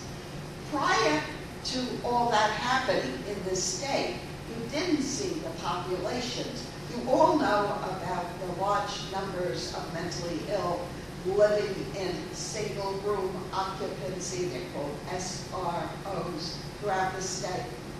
The Jersey Shore is full of boarding homes, call them that, with patients who would have been in hospitals years ago. Mount Prospect Avenue in Newark. If you go up there, most of those old homes have been broken up into boarding homes and house the mentally ill because of this activity and the mental health acts in this state and Doe versus Klein as the lawsuit. They were pushed out of institutional settings, but there was no infrastructure to help them. So they're housed in often inadequate places to live, and they're crowded in with very little medical supervision. Although there is nursing supervision, most of these SROs have regular visits by community health nurses. All right, informed consent. It is not the business of the nurse to get informed consent. It is the doctor's work. But it is ethically the work of the nurse to make sure the person has been educated to what will be done. They understand the implications. They understand the risks. They have signed on the dotted line, and it was them. So it is something the nurse, right now, legal decisions show that the nurse obtains it, acts as a surrogate for the physician. That would be the best word, all right? A competent patient has the right to refuse treatment, and the primary provider, not the nurse, unless the nurse is the primary provider. Some APNs are the primary provider, then they have the right. But general RN, it's you do it for the primary provider. You do not have right yourself. And whether a patient is competent enough to refuse treatment, this is a very controversial issue. You'll find most judges refusing to be caught in the middle of this. Family will pursue a case all the way to a judge. My mother is not competent. We should make the decisions. A judge. There are all kinds of competencies. And there are some people that act a little incompetent, a little crazy, but it's not that, or they act crazy, they're not incompetent. They know what the implications are. They know what's going on. they refuse to give permission. And many times, particularly family, have a problem accepting that.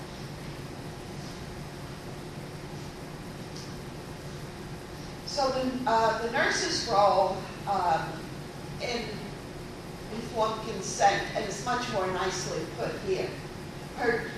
His or her job is to collaborate with the primary provider by assessing the patient's understanding, so making sure all the elements of informed consent are in place.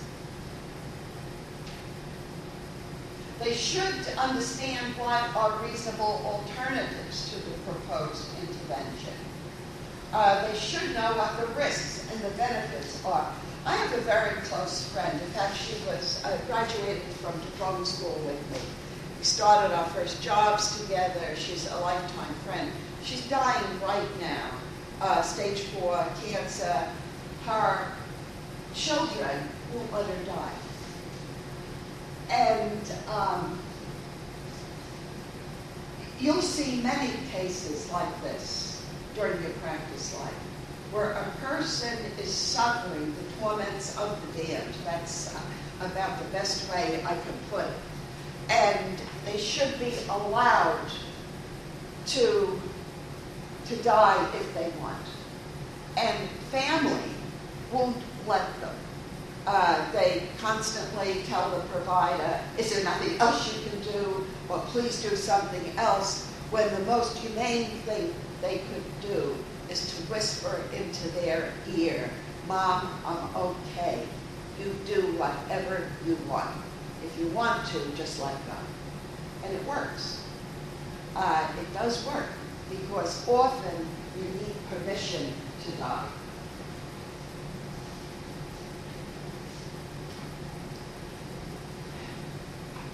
Informed refusal of treatment is another very interesting and controversial area.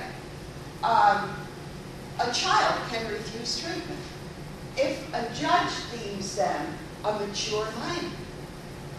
And judges are doing this more and more. You know, it amazes me when you understand what decisions a judge has to make. It's a very difficult job. Yet, a lot of appointments to judgeships are made on a political basis. It's obscene when you, who is a mature mind? I've seen good judges take kids into their chambers, whether the decision was to stop treatment for cancer, stop chemotherapy, or to make decisions on custody, which parents should have custody. And kids at a very early age know what they want. And they know what the fights are about. They've never been incorporated in it. And a good judge will ask those questions, which will allow him or her to determine whether it is a mature minor. And if it's a mature minor, the judge will find for the minor regardless of what the parents want. So very difficult situations. Where there is no one to take legal responsibility, the court appoints a guardian ad litem, a guardian for this incident. And ironically, most of the cases, the ethics cases I've seen that came down to this, going to a judge for a guardian ad litem, it's done too late. It should have been done much earlier, and it's left as the last thing to do. This would be in a case where there is no family to take on this. All right, very important. What is clinical death? I used to think this was a very clear answer. The heart stop pumping, you stop breathing. It's not that. I just went online last week because a case came up I was asked for an opinion on, and I gave my usual answer to a friend of mine who is a thanatologist. She only deals with dying patients. And she blew my cover. I really didn't know. Irreversible cessation of circulation and respiratory function is a dated definition.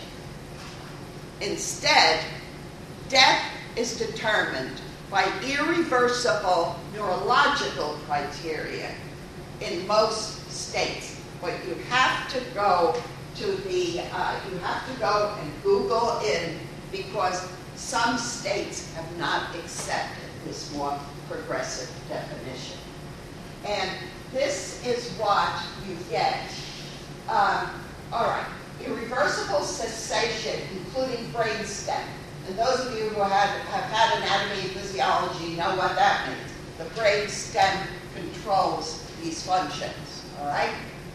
If you have brain stem activity, but everything else gone, you have a persistent vegetative state, PVS, persistent vegetative state. But to deny any nutrition or anything else, you better be sure that there is no recovery in the rest of the brain. Very tricky area, and ethicists don't agree, so why we should know the answer. But the most common and consistent answer is irreversible cessation of all brain functions, including the brain stem. Now, everyone is coming up with situations where they saw someone who was in a persistent vegetative state or was pronounced dead, all of a sudden come back to life. Then the proper tests were not done, because irreversibility can be determined today. All right, the right to die. From the Quinlan case, which was the first in the nation, see New Jersey again, Morris County, many years ago, 70s, I think. The 70s were the point at which final directives were put in place for everyone. Everyone should be urged, but cannot be forced, to execute final directives and durable power of attorney when they enter the healthcare system. Very limited percent of people have these papers executed. You can do them yourself. Go on Compassion with Dying or one of the other websites that I have listed. Click in New Jersey. They have every state listed, and it will show you the forms that are accepted by New Jersey courts. Download a copy and sign them, and stick them in your drawer somewhere, because it's a very difficult situation where something happens to a person and no one has the right to make decisions for them. And that's what happened with Karen Quinlan, and it was the first decision went all the way to the Supreme Court. They turned off her respirator, and she lived for 10 more years. Very sad. My roommate from nurses training was her nurse for those 10 years. She was in a nursing home in Morris County for all that time. But all the court decisions that have been found have been based on the right to freedom from undue state interference, or the right to privacy, or the right to self-determination. It's the right to die. There have been many landmark cases, and what were the critical points they were decided on? The right of competent adults to refuse treatment, and this was also a Morris County first in the nation, a Morris County case. The identifiers are in your book. I can't remember anymore, but this was, again, a patient in a Lincoln Park nursing home who had MS, the end stages of the disease, and wanted to stop eating and just die of They wouldn't let her. They intubated her. It went to court, and she died before the final decree. But the final decree was, if a person is competent, they have the right to decide. So it was landmark. Nancy Job. That was Nancy Job, J-O-B. The nature of those qualified to serve as proxy. In the Quinlan case, although she had an excellent relationship with her parents and much testimony attesting to that, and the parents knew her friends and knew her wishes, they wouldn't let the parents step in. And that's why the final determination legislation followed Quinlan. The obligation of guardians or proxies to exercise this right on behalf of the incompetent. All right, again, who can speak for you if you're incompetent? If you're competent, any medical power of attorney ceases to exist. If you're competent, it can't be used. But if you're incompetent, that's when these proxies take effect. And there was a lot of fighting over the years on if the proxies had the right to speak on behalf of the incompetent. Clear and convincing evidence of an incompetent patient's wishes. You can read all these, but these are all elements that provoked court fights. This is interesting. Immunity from civil or criminal liability for making the decisions a proxy should make. There have been many cases where a good friend who understood a person and who had a conversation about the circumstances surrounding their death was identified as the proxy for the medical power of attorney. That person decided that his friend would no longer want to live under the conditions they were living now. In other words, they pulled the plug, a crude way to refer to this. And the family went on to sue the proxy. The courts are loaded with those cases. And frankly, when you look at many of these cases with family dissatisfaction later on, it's a wonderful psychological analysis could be done. There are usually reasons there, debts to be paid, reasons why you want your mother to live when it's inappropriate, guilt, etc. And families never want to see anyone go. That's normal, but it's usually suffer or go on to something better.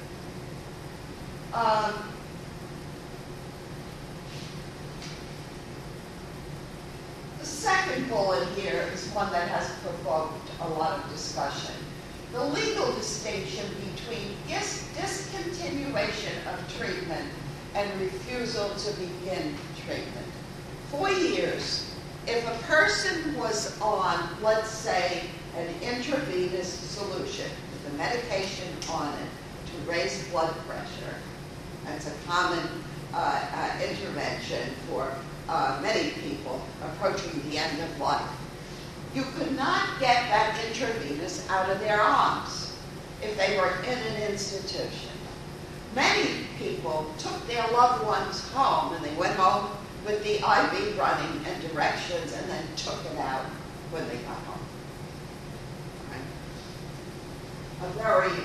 Most of the controversy around that has been diffused, so that now, if I were in a hospital and there was some technique being used to keep me alive, and I knew that I had very few days left, I was suffering horrendous pain, I constantly needed more morphine to cope with that pain. If I said, take that intravenous out and let me have peace, I'm ready, they would do it. But This was a very controversial thing years ago, and in some hospitals that are further removed from the centers of thought, it still exists, like giving nutritional support to someone who's dying. There is less pain in dying, and I mean active dying, and approaching death and active dying are different. But active dying, feeding a person, increases their pain and discomfort.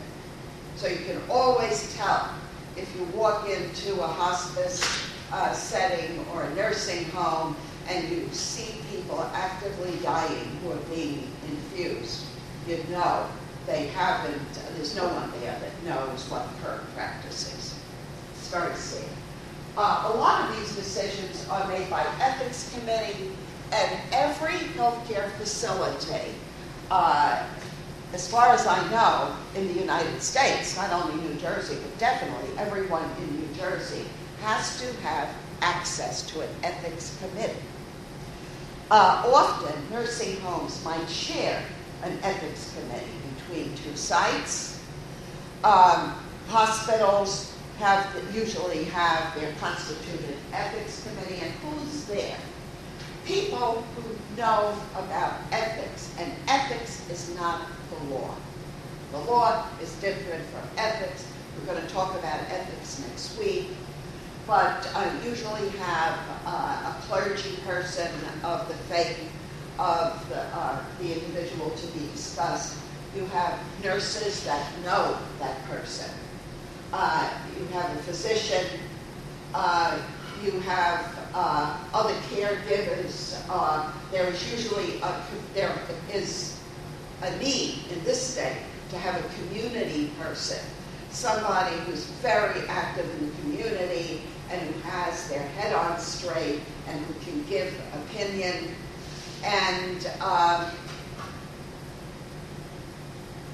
at the hearing of the case, there will be a representative or the person who has the proxy for the individual in question, and these people, they recommend, because orders still have to be given by the health professionals in charge.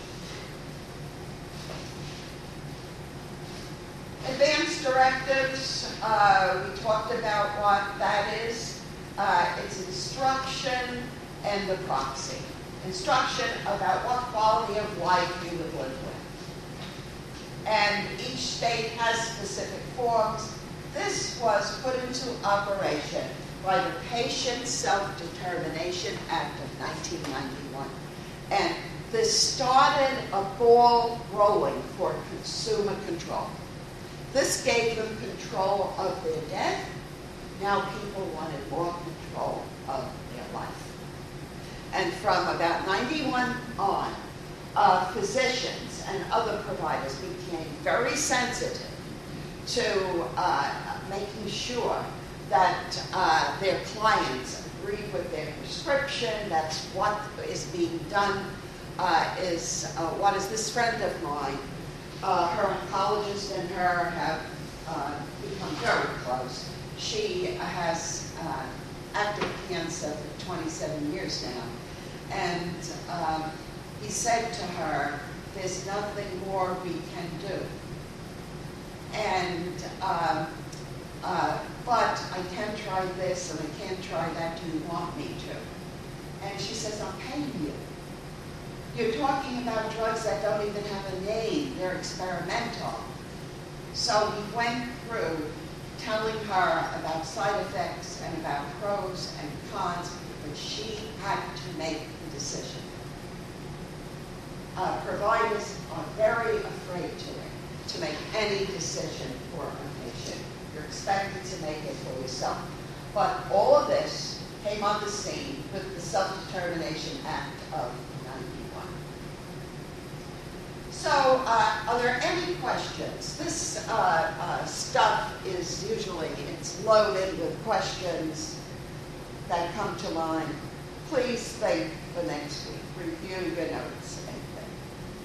And with that, we'll pick up with euthanasia next week, and have a happy holiday, all right?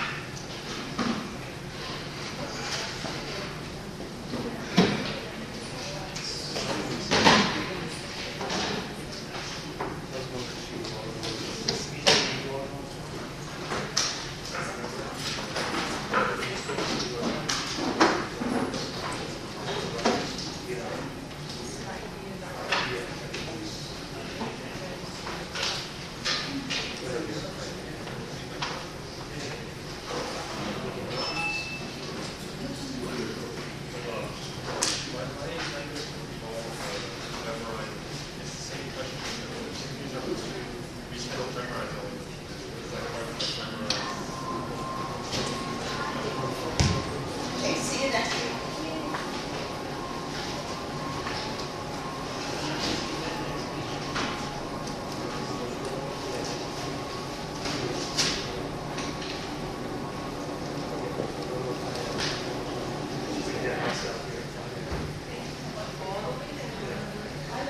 This will be when I go down to the school district.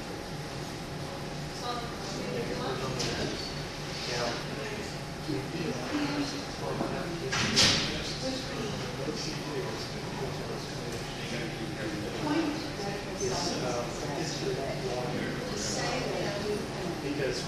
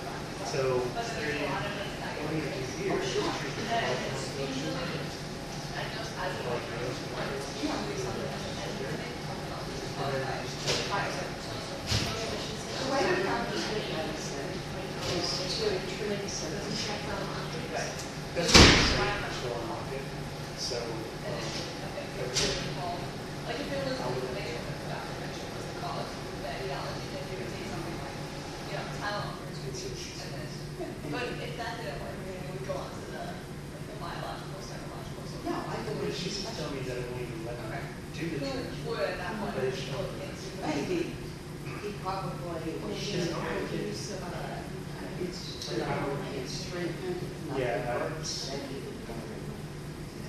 Now, that's what I would do, but I don't know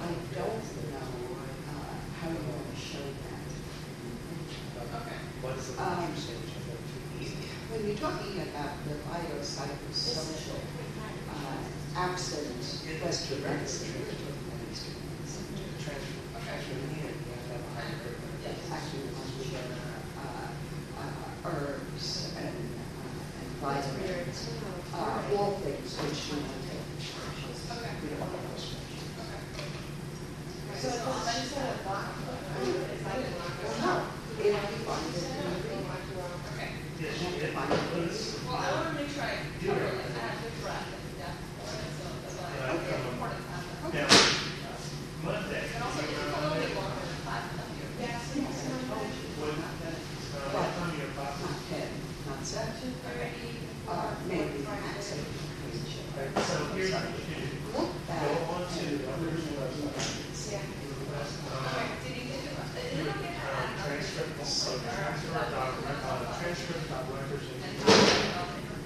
Request your transcripts today. It's like So they can give it to you by Monday.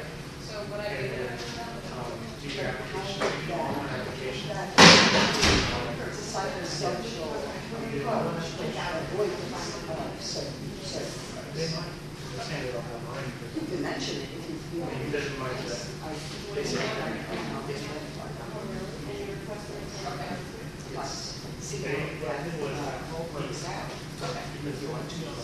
Okay, so I will, which is kind of struggling. You need to finish your paper? No. Okay, then that's it. No more. Okay, you're welcome. But they, like the people, because when I talk to her, she said, by requesting, someone takes it. Yeah. And the originality is, they had requested before, I had 40. So, like, how far do you say? You have to get to it. Take all the reference. Don't run it for the reference. No, good one's going to okay, try that. I don't care about the references. I don't know that you use it, so I say, I'm not realizing that you don't use it as a word. I just want you to know, as you get older and older in this program, they are but I'm not so interested. I'm interested in what you get. And there is a criteria for that. But you get it at school. Yeah, I mean, I know, because I know where I come from, there's more strict, because it's Not just graduate. just entry level. Okay, but take these references off and see how you get them. Okay, but All right.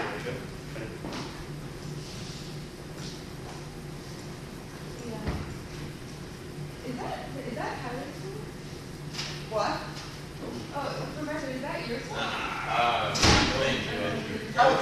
Oh, That's mine. it's not mine. Who, is that yours? Yeah. Okay. Yeah, I was wondering that was. Well, she caught it actually. Before caught it. Like, I didn't even see it. Thank you so much. You gotta thank her. Okay, yeah, she said it has to be 30.